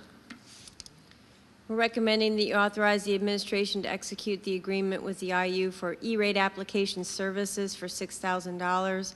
I will note that this is a slightly different from last year. There was an error in the explanation, because we're looking for different services for E-rate. So it's about $3,000 difference. Is this the thing we had a discussion on where we could do it in-house, but instead you're choosing to contract with the IU to do the application? Yes. Okay, I'll be voting no. I'll make the motion. Motion. Second. Motion and a second. Any other comments or questions? All in favor? Aye. Opposed? No. Motion carries 5-2. Recommending that you approve the special education cost plan for the Montgomery County Intermediate Unit for the 2016-17 school year. The no's were Bill and Bob, right? Yeah, Bill and Bob. I have it. Sorry. We're on special ed plan. Thank you. Waiting for a motion. Do we have a motion? So moved. Motion. Do I have a second? Motion and a second. Any comments or questions? Can somebody make a comment to give me a second to read this real quick? My internet is down or something, so. What's that?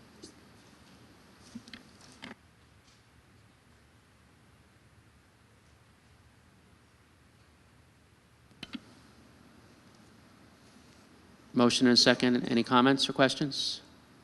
Hearing none, all in favor? Aye. Opposed? Motion carries 7-0. Motion to approve the contract with Ferraro for the 2016-17 school year, $70 an hour, no increase. I want to move to combine K through P. That's Ferraro down to the occupational therapy contracts. Okay. Can I have a second on that? Second. Motion and a second. Any comments or questions? Who moved it? I'm I moved just looking at M, Lincoln Center provides transformational.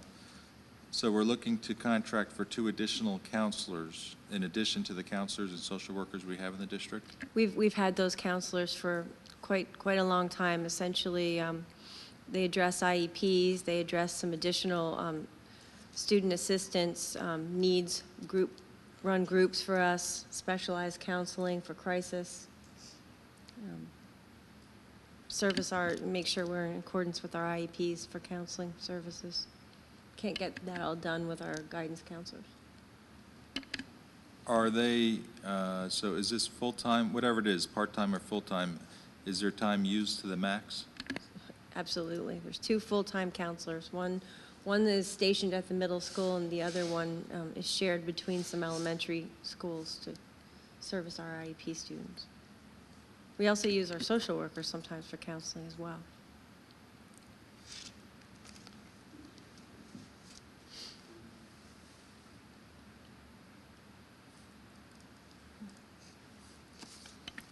Anyone else? Anything else? All right, let's vote. All in favor? Aye. Opposed? Motion carries 7-0. So moving down to Q. No, we did Q. I think we're on R. Oh, R. You said the P. Meant to do Q. Sorry. All right. Motion for Q, approve the contract with Pediatric Therapeutic Services as presented.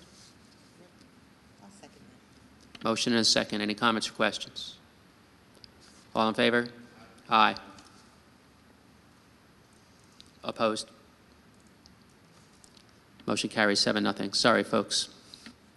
Moving on to the educational waiver, we're asking you to approve the agreement between the district and one student's parents to provide educational services as outlined to meet the parameters of FAPE. So moved. Second. You got it. Motion and a second. Any comments or questions? Yes. So my understanding, this student was, can I read this? Administrative contact? That was for you, wasn't for Okay, the public. then, Up to you. I think the important thing to note on this one is, though we can't talk about the specifics, there's actually some money saving here for the district. And the waiver is because there's a difference between the recommendation of the district and the parents. So. Strike me dead, you're all going to faint at this, but this is one case I might be looking at the opposite. Does this create a safety concern for other students? So my understanding, just reading this quickly, is this student will be staying in the district when we're recommending, somebody shut up anytime I'm saying too much, but when we're recommending that they be out due to. No. It's an out-of-district placement. It's out of district no matter what. All right, any other comments or questions? All in favor? Aye. Opposed? Motion carries 7-0. Moving on to letter S, we're recommending that you authorize the agreement with NHS School for the education of one special needs student. So moved. Second. Go ahead after that. Motion and a second. Any comments or questions? Hearing none. All in favor? Aye. Motion carries 7-0. We're recommending that you approve the following camps: wrestling mini camp and youth football. Second. Quick question. The cost is usually paid by the student, correct? Yes. Okay. Any other comments or questions? All in favor? Aye. Motion carries 7-0. We're recommending that you approve the revised and new policies as submitted. So moved.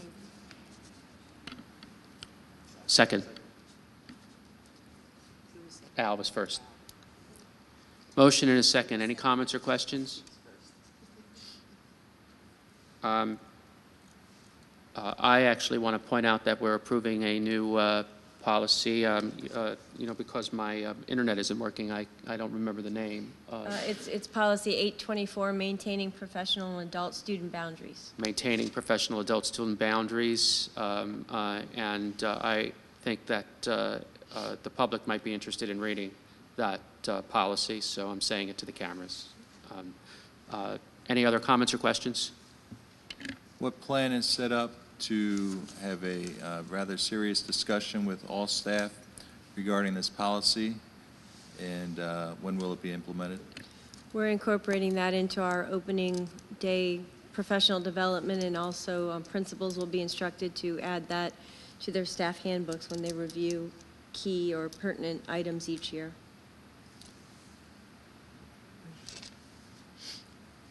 And I assume that it would be part of the orientation for new employees throughout the year? Yes. And contractors, it extends beyond employees, does it not?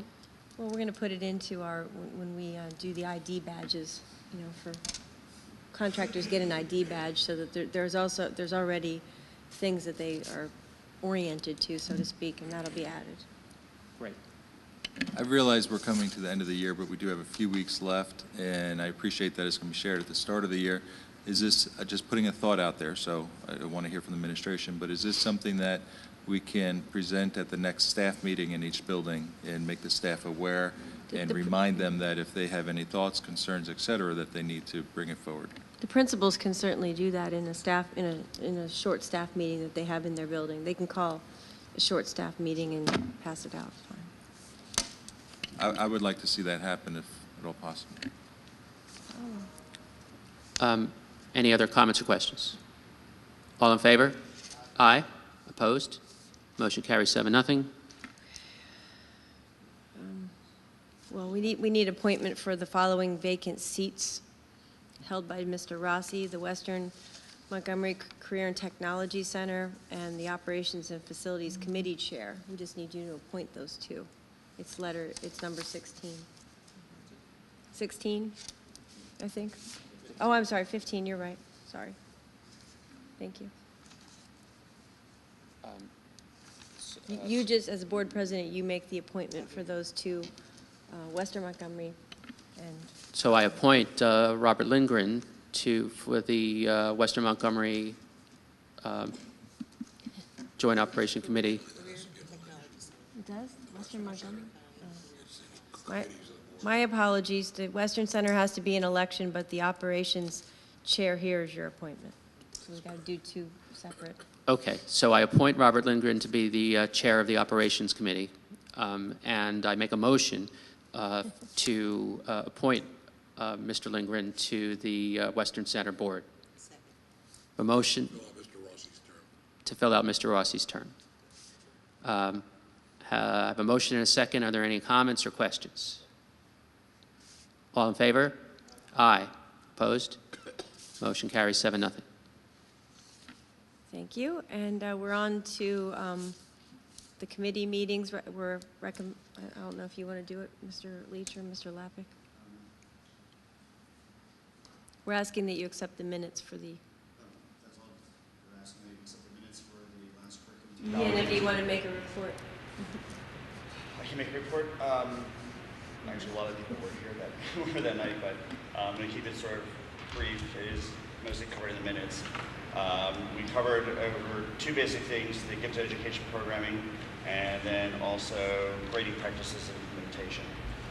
For the gifted programming, we spoke about the intensive honors English 9 course we offered to freshmen entering into the high school. As a continuation of the class taught by Deb Frasker in middle school. It'll be open to both gifted and non-gifted to all students as long as they meet the requirements. As of right now, there's 18 students and there are 13 gifted, 5 that were not. There was also discussion about an intensive honors English 10 class for 10th grade, although it's felt that the current 10th grade English class, honors English class, met the needs, and there was also talk about possibly mutating it as the intensive honors 9th grade class develops. Staffing for the high school gifted program will be Mrs. Christine Campbell, the itinerant gifted support teacher for grades 9 through 11 for case manager, Mr. Todd Kelly for the 12th grade case manager, and Mrs. Patricia Carroll will be the teacher for the intensive honors English 9 course. There will also be a gifted seminar that will meet on alternating days. It's a half-credit class. There was a number of topics that were, it was open to the students in the high school to come up with subjects that we'd like to have for this course. And based on a letter I received in the mail, I guess 6 classes or 6 topics were chosen. I do not remember what they were, it was in the letter, but the topics ranged all over the place, from number theory to presidential election. It was quite an expensive list. There will also be an independent study and a new lecture series, which will have 6 different lectures throughout the school year. The administration recommended that the 3 teachers of the gifted, one from lower, from middle, and then from high school, take a week-long training seminar held annually at the University of Connecticut, which is sort of the creme de la creme for this type of program. It will be fairly pricey. It is a week-long training through the summer, so there's no substitutes needed. The cost for all 3 would be $9,861 inclusive. There was also discussion about staffing brought up. They would like to, the administration would recommend moving 1 gifted teacher position as the 1.25 case managers are required to be in compliance, and this can all be done with existing staff in the high school. The budget was also presented for the school year of $6,232 approximately. And the reason for that is some of the books have not been finalized with the costs. Oh, sorry. I apologize for that. I apologize. In order to facilitate screening of the gifted, it was recommended that we discontinue using the Terra Nova test, which is given to 2nd and 4th graders, and instead use the Otis London School Ability Test, which is to 1st, 3rd, and 5th graders. This is more of a cognitive ability test, which can be used then for finding out which students are appropriate to enter into the gifted program. Plus, it will also be for 3 different grade levels, 1st, 3rd, and 5th, so it'll actually cover more students and be less expensive for the district. Savings of $150. Sylvia Sanfilippo Cohn, who's working with the new gifted program, asked that we consider offering the Princeton Review Prep for the PSAT test to the top 20 students in 10th grade. The idea being to increase the chance of having a Pottsgrove student become a National Merit Scholarship. This brought up a lot of discussion with the members on the committee as to, instead of just offering it simply to the top 20, there's discussion about there's going to be a reduced cost if we do this, but perhaps the parents will take care of the cost for most of the students, and then for those economically disadvantaged, we would pay for that. There was also discussions in between. It was one of those things that we will have to bring up at some point with the board to discuss that. Did savings of 40%, which is a fair amount, and it could actually help a lot of our students. The question was just who to make it available to. And one last thing was that with the, this was all dealing with the gifted program, but both board directors and members of the community wanted to make a point to say that we're dealing with IEP and GIP, and a lot of times the students in the middle tend to get left behind, and they would like to have that looked at. The second portion of that committee meeting was the grading practices implementation, which Dr. Shirk did a fantastic job of going through a plan that was worked on by both the administration and the teachers. And I think the way you described it was a very viable collaboration, which was not completed yet. I believe you're hoping to have it done by the end of June. It covered a number of subjects. One of them was the demonstrating knowledge versus building knowledge.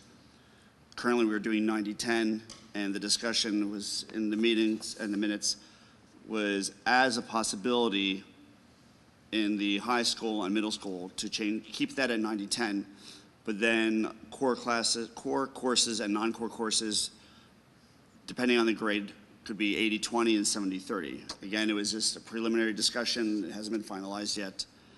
Other items covered were late assignments, missed work, extra credit, multiple opportunities to demonstrate evidence of learning, and then final course grades for the high school, middle school, as well as academic integrity. So, motion for them to pass the minutes. A motion and a second. Are there any comments or questions? All in favor? Aye. Opposed? Motion carries 7-0. And I guess this one's on me. The Operations and Facilities Committee met tonight. I didn't feel it was fair to Mr. Lindgren to ask him to chair on his first night, so he gets to do the next one, but I took the ball for tonight.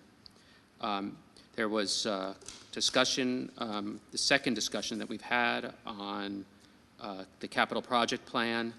At the last meeting, the last committee meeting, the last two committee meetings, there was a request from the administration to spend nearly $1.6 million on various capital improvements throughout the district. At the last committee meeting, the board asked the administration to take another look at that $1.6 million and make recommendations as to what was absolutely necessary now versus what was not immediately required, with an eye towards paring it down. And the administration did that. Mr. Cardwell did an excellent job of getting that $1,570,000 ask down to $769,329. So nearly $800,000 savings, roundabout. That savings really involved not making some purchases that had initially been recommended. And what we're down to now with this request are some roof repairs at Lower and West, in which we need immediate authorization to proceed. This is the area where I think we found the most savings. The paving of the parking lots at the middle school and Lower were pared down to, from the entire lots, down to, in both schools, just two specific areas that are in disrepair and need to be addressed, mill and overlay, crack repair, et cetera. In addition to that, there's the cooling tower. We've had discussions about that. All of us have been present. The cooling tower wet tech needs to be addressed. School lane needs to be fixed so that it doesn't take out people's tires. And then in addition to that, there's an engineering study of the structure at the middle school. And an auditorium lighting evaluation. Right now, they're not able to use all the lights because of heat that's being generated, and they need a study to figure out how to address that problem, and it's a safety issue. Finally, perhaps, the technology department is requesting an IT phone upgrade. Our current phone system is no longer being supported by the company that manufactures it, which is Cisco. It's also very old technology and is preventing us from upgrading our mail servers, for example. I don't do you credit, Mr. Wagman, but if there are questions, please be at the ready. So these are all the items that we discussed that make up this $769,000 spend, and the administration needs to move on these items if we're going to get this work done over the summer. And so I'm going to be making some motions that have been prepared to make that happen. Before I make the motions, are there any questions about what I've discussed? Most of us have been present in some of these discussions at the facilities meetings, so I don't think that it's a surprise to anybody. The lighting evaluation, we can't just have an electrician come in, and this is my ignorance, and say, and give us an estimate, this is what it would cost. Why the, quote, evaluation? Why can't we just get a, this is what it would cost you to get it fixed? The intent is, as was mentioned, we speculate one area of the overheating of the conduit system through too many electrical wiring in there, but also there's a need to see if the electronic components are functioning right. So some of the lights don't come on, some of them don't work properly and so forth. So that goes beyond the electrician to just analyze the entire system to make sure it's up to date with the controls and the functions in there that's installed to operate the lighting system. All right, you had mentioned in the past, part of the issue is, are we even using the lighting correctly? And I struggle with, I know there's more to it than just deciding that, but I struggle with a $15,000 fee when we don't even know if we're using it correctly. I think there might be other ways to figure out if we were pressing the right buttons. Well, that was just one part. The request came down, was 5 different areas, and that was noted that we reduced from a $30,000 request to $15,000 to spend no more than that. We believe that the cost wouldn't even come to $15,000. I proposed the $15,000, as I stated earlier in one of the committee meetings, just to have a dollar figure there in case there is some design work or something else that needs to come out of it. The vendor who's awarded would have the ability to continue to do a little bit more work if that was needed. Okay, while you're at the mic, I apologize for not being able to be at the committee, but I, for one, had expressed a question regarding if we're going to be looking at parking improvements. Would it pay to look at options to expand the parking by doing, I don't know what the motions are going to be, but if we approve these things, help me timing-wise, if we do, is it a good time to look at, do we need to, can we expand, or, you know what I mean? I don't want to do work and then redo the work. Unfortunately, with timing, we didn't get to that part of the presentation, but with expanding parking, I did do a study and a survey on that I'll put on the agenda for our June 12th committee meeting. But you can add parking in at any time because you're just adding on to it if it's permissible. It's many things you have to look at: impervious surface guidelines, the cost. It's a different cost for milling and overlaying than put in the whole infrastructure of a parking space, a surface parking space. So on June 12th, I was going to put that parking back on the agenda to discuss that. All right, I'm going to start making these motions. Recommendation to authorize administration to contract for the milling and overlay of portions of the middle school and lower Pottsgrove Elementary School paved areas in the amount of $346,329. That's my motion. Do I have a second? Motion and a second. Are there any comments or questions? Just one comment, that all of the funds here, for the public to understand, it's all coming from our capital funds through our 10-year plan. It's not coming from the actual budget.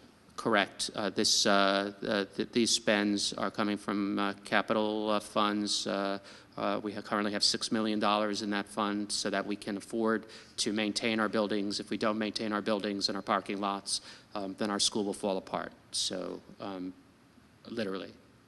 So, we have a motion and a second. Any other comments or questions? All in favor? Aye. Opposed? Motion carries 7-0. Recommendation to authorize the administration to contract for the replacement of its IP telephone system in the amount of $143,000. I have a motion and a second. Are there any comments or questions? I struggle with this. I'm in buildings where the phone system is a lot older than the phone system we have now. I struggle with hearing we can't, I don't remember exactly, we can't get our email through our voicemail or something. I'll be voting no, that's all. Any other comments or questions? I actually struggle with this kind of spend, but coming from a software background, I understand that technology moves on, and when you have a system that is no longer supported, if it starts to fail or as it starts to fail, you're out of luck, and then you have a phone system that doesn't work, and parents can't reach the school, and they don't want to know from, well, we didn't plan accordingly. So, in my opinion, we really don't have any choice on this one, and therefore I'll be voting yes. Are there any other comments or questions? All in favor? Aye. Opposed? No. Motion carries 6-1. Next, recommendation to authorize the administration to seek proposals for the replacement of the cooling tower wet deck in the amount of $35,000 at the high school, for an engineering study in the amount of $25,000 for the middle school structure, and for an evaluation of the lighting in the middle school auditorium in the amount of $15,000. Can you break those down? Into separate? Sure. Recommendation to authorize the administration to seek proposals for the replacement of the cooling tower wet deck at the high school in the amount of $35,000. Second. Motion and a second. Any comments or questions? All in favor? Aye. Motion carries 7-0. Recommendation to authorize the administration to seek proposals for an engineering study, for an engineering study for the middle school structure in the amount of $25,000. Second. Motion and a second. Any comments or questions? All in favor? Aye. Opposed? Motion carries 7-0. And then recommendation to authorize the administration to seek proposals for an evaluation of the lighting in the middle school auditorium in the amount of $15,000. Motion and a second. Any comments or questions? Hearing none, all in favor? Aye. Opposed? No. Motion carries 6-1. Next, recommendation to authorize the administration to contract for roofing repairs at West Pottsgrove and Lower Pottsgrove Elementary Schools in amounts not to exceed $100,000 for Lower and $75,000 for West. Second. Motion and a second. Any comments or questions? All in favor? Aye. Motion carries 7-0. Recommendation to approve the construction of a small walking path adjacent to the emergency access path at the middle school by Upper Pottsgrove Township and the Coddington View Homeowners Association at no cost to the district. And after we get the second, I'll explain for those who weren't there tonight. I have a motion and a second. This is a request from the township. They're going to basically cover the cost, and it's going to improve the way the buses run at Coddington View, and it doesn't cost us anything. We just need to approve it. So, any other comments or questions? I think I'm looking at this wrong. I thought this went up to the track. This doesn't go up to the track at the middle school. It connects Coddington View to the middle school. We had put the path in as an emergency egress. I follow you. And we're going to let the students walk through there in the wintertime to get to school from the upper side of Coddington. And can you talk a little bit about that gate, when it would be open and closed? The gate will never be open unless we need to in an emergency. That's why we're putting the walking thing around there so that when they plow in the winter, the kids will be able to walk on the path. My only concern or thought, if they need to get emergency vehicles up through that way and it's locked, how easy is it to get unlocked? You know what I mean? We already have that. We had the plan for that already. Yeah. Any other comments or questions? Hearing none, all in favor? Aye. Opposed? Motion carries 7-0.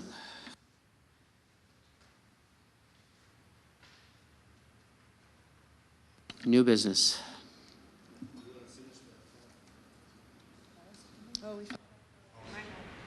Committee. Motion to approve the minutes of the Policy Committee. Motion and a second. Any comments or questions? Hearing none. All in favor? Motion carries 7-0. Now we're up to new business. Several of you had put some things forward. Before we start, it's late, so if we don't need to talk about it, can we save it for the next meeting? If we do need to talk about it, let's do it.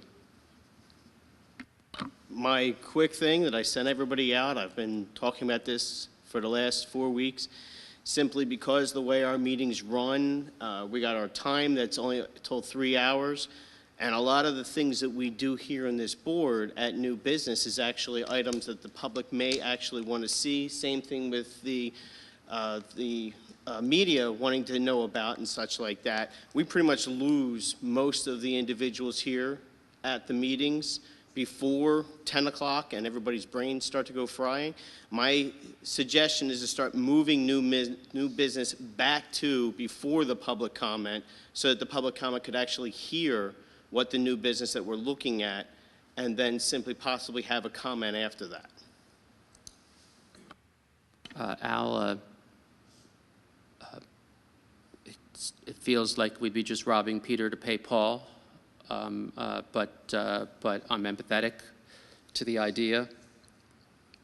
I'm on the fence about it, to be honest. I think that it's hard to do new business and have intelligent discussion when your eyes are closing on you. So, and it's hard to listen to it when your eyes are closing on you. I just want to make a comment that I think I did a poor job this evening of figuring out how much time the meeting was going to take, and I take personal responsibility for that, and I'm going to try and do a better job to ensure that we're getting done sooner. I should have seen this one coming with how much was on the agenda, and my attention was elsewhere. So I apologize to the rest of the board and to the audience for that. That said, this is an idea worth consideration. I'm on the fence about it. Does anybody else have any thoughts about it? At this point, I support the idea, but I want to hear the potential cons. Can you elaborate a little more on why you might be against it, just to help us think through? No, Mr. Rabinowitz. Well, it's just pushing staff back to have to stay later potentially, because the action items often require staff to be present to answer questions, as just happened with Mr. Cardwell. So they're still here, but sometimes the staff leaves after we get to a point where they're no longer needed. To the extent that we do the new business early, we push that time back, and I'm conscious of the fact that they just put in a day, and now we're asking them to stay here till 11 o'clock at night. And I would feel that that's unfair to them. I hear that. Two things. Is there any issue with, we follow Robert's rules pretty closely. Does Robert's rules speak to this? And my second question, Ms. Feola, if you could give your thoughts to help us decide.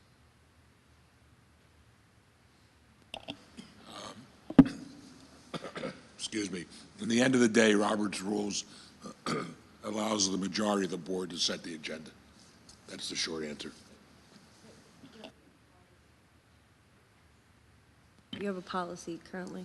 My personal comment on this is because we don't list all of our new business items, and even if we did, if they went on and on and on for several hours, I'd be concerned that, like we couldn't get to the things like, let's say, for instance, tonight we had to have the summer projects approved because that's time sensitive. So new business isn't typically time sensitive because it's something that you're going to converse and have a discussion about. It's not an action item, and that would be the only thing I would be concerned with. That you'd want to get your action out of the way because some of that we have to get that done. And then another thought I just had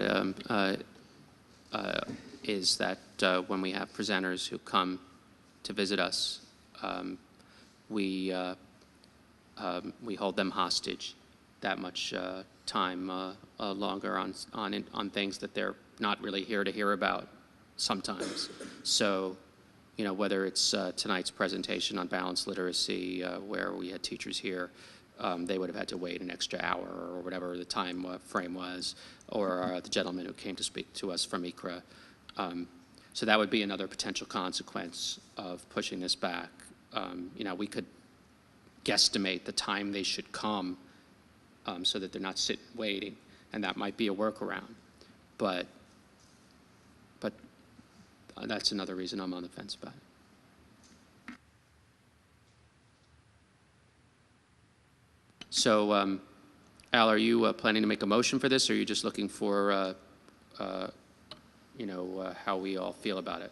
More of how because I don't like to make motions before everybody has a chance to think about things. So it's more of like, get everybody a chance to think about the topic, think about the pros and the cons, come up with what the pros and the cons, and then at the next board meeting, it's a yay or a nay. Do I need to make a motion, not need to make a motion type deal? All right, well, let's think about it some more. You know, I think we've now at least addressed some pros and cons, and the cons are real and the pros are real as well. So let's move on then from that one. And before sure.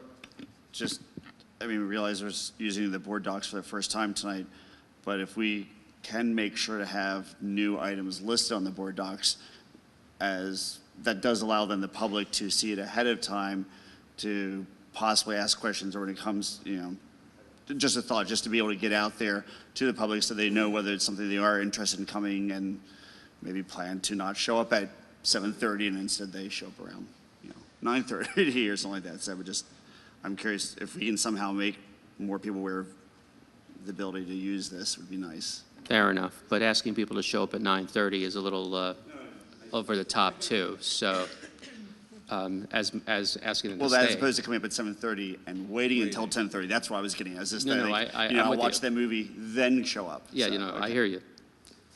I actually have something before you go, Mr. Parker, and I'm hoping that it's short. We have a request from Upper Pottsgrove Township. I think we referenced it in the last meeting. The request is to make use of our middle school building for the purpose of voting on Election Day. The reason is their township building just can't accommodate more than 4 polling machines. And at the last primary, the voters were around the corner on a busy road waiting for long periods of time. I had a conversation with one of the commissioners, Mr. Krasilkovich, and he pointed out to me that even if we agree to do it, that doesn't mean it's going to happen, because voter services ultimately makes this call, and they may not want to. The scenario he painted for me is people showing up at the township building with only 5 minutes before the polls close because they didn't know that the location changed, and not being able to get to the middle school in time to vote, and in a sense disenfranchising those voters. So that might be a reason that voter services might not go for it, or they might not just like the idea. But personally, I think that and then another if factor is, can they get more voting machines? Because if they just move 4 voting machines from one location to another, it's not going to improve the flow of voters, and it wouldn't be worth doing. So what I was actually hoping is that we could discuss, if we need to, and hopefully approve this request so that they can at least move forward with looking into it. I see this as a community service. Lots of school districts make all their buildings available during on Election Day. We don't need to in the other townships, but Upper has a problem, and I'd like to try and accommodate them. I believe that our students are off on that day. And Mrs. Feola just checked, they are. Staff is there, but that shouldn't be a problem. Security would be provided by the township, as I understand it. So we wouldn't be responsible for that, and we wouldn't have any students in any case. So does anybody have any objection to making this happen, keeping in mind that we could say yes and then it still might not happen? The one thing I'm sorry, the one thing I'm not sure about is athletics and what the usage is for the gymnasium, because I would imagine that that would be the place where, if we were going to do this, that would be easiest in and out of the building. I voted myself at a elementary school in Perk Valley this time, and, you know, they actually had us come in a back door of the gymnasium in and out, so we couldn't get in anywhere else in that building. It was very easy to do, and I would think that's probably would be the easiest thing to do in that middle school without having people traipsing all over the place, you know, because we have staff there, that we do make use of those other spaces. But I don't know about the athletics. November, what season is that, Bill? Since basketball and finishing falls. Are we closed for primaries and the general election every year? No. Well, then, I understand if they move the polling place, they're going to move it. I mean, I'd have to. They're not going to move it. Again, I can't speak for the election board. I would be surprised if they moved it for the one-time 4-year event. And by the way, many years ago, I actually made a mistake, I hate to admit. When asked whether the school had to be available, I said, that's not in the school code, but it is in the election code. And it could be required of you by the election board at a certain point. But, you know, I just want you to be cognizant, as a practical matter, and I'm no expert on what their philosophy is, I would be, it's been my experience, when they move a polling place, they move a polling place. Well, when Springford does it, they also close on primary day and they have another staff development day. So while we may not have scheduled for that for this year, we haven't scheduled for that for next year's primary. We could theoretically reschedule in a way to make that happen. And so why don't we take another meeting to think about this and think through the consequences, whether it might affect athletics and whether it might be possible to revise the calendar to make this happen for our friends in Upper Pottsgrove. You know. The other thing is, I could be dead wrong, Rick. I mean, somebody could inquire the election board whether I presume they're concerned about this being a presidential year and the incredible flow, that whether they would do it on a one-time basis. I don't know. Well, again, the election board is the last part of this process. First, we need to tell the township we're okay with it, and then they're going to go to the election board and see if they'll approve it. So, but I want to make sure we have our ducks in a row.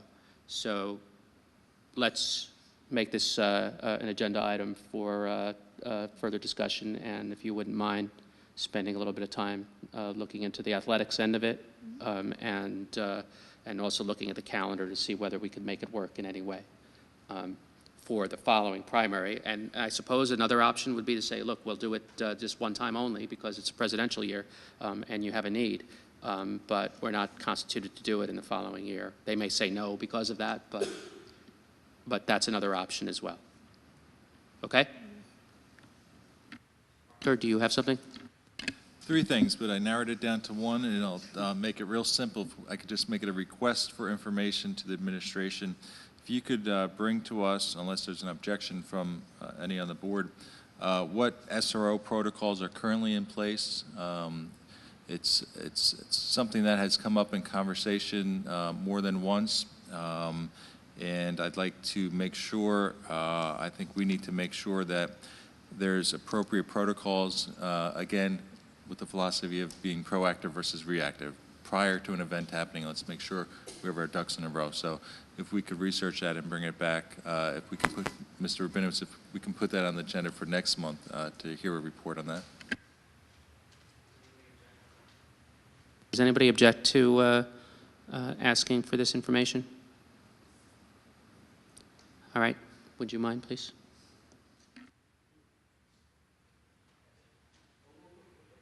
One thing I just happened to notice, if people didn't I'm going to nickname you up, Columbo. Yeah, if everybody didn't open up their folder because we're on the board docs, the music.